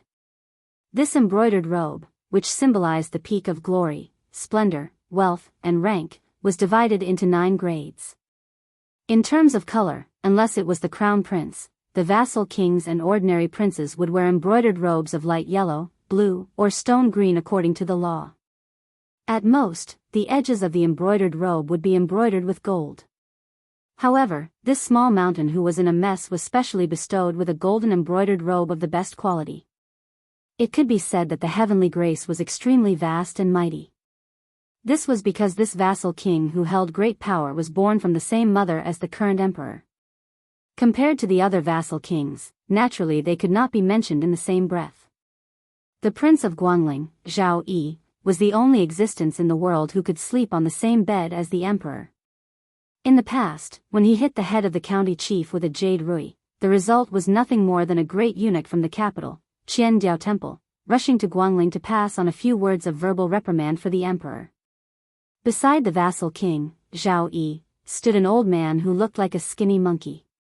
He had a mustache and was wearing a first-class robe made by Su Zhonggong, but his appearance was really ugly. On the other hand, there was a middle-aged general on the right side of Zhao Yi. He looked dignified and handsome, standing with his hand on his sword. It could be seen that the vassal king trusted this general very much. This man was the famous general of the present age, Lu Xingxiang. He was a crafty commander, and was especially good at using a small number of elite cavalrymen to raid thousands of miles away, winning the victory by surprise. Half of the merit of the fall of Dong Yu should be credited to Lu Xingxiang. Lu Xingxiang, who came from a cold family, had a very good reputation both in the army and in the scholarly circles. It was unknown why he always stayed in Guangling. When Gu Jiantang entered the capital with 12 cavalrymen, there should have been Lu Xingxiang. These years, there was often a rumor that Lu Xingxiang would go to the capital to serve as the assistant minister of the Ministry of War. After 5 or 6 years of hard work, when Gu Jiantang reached a higher level, he would take over as the Minister of War. It was not until this year that the Tangxi sword immortal Lu Baijie of Hutting County appeared out of nowhere and became the assistant minister of the Ministry of War that the court and the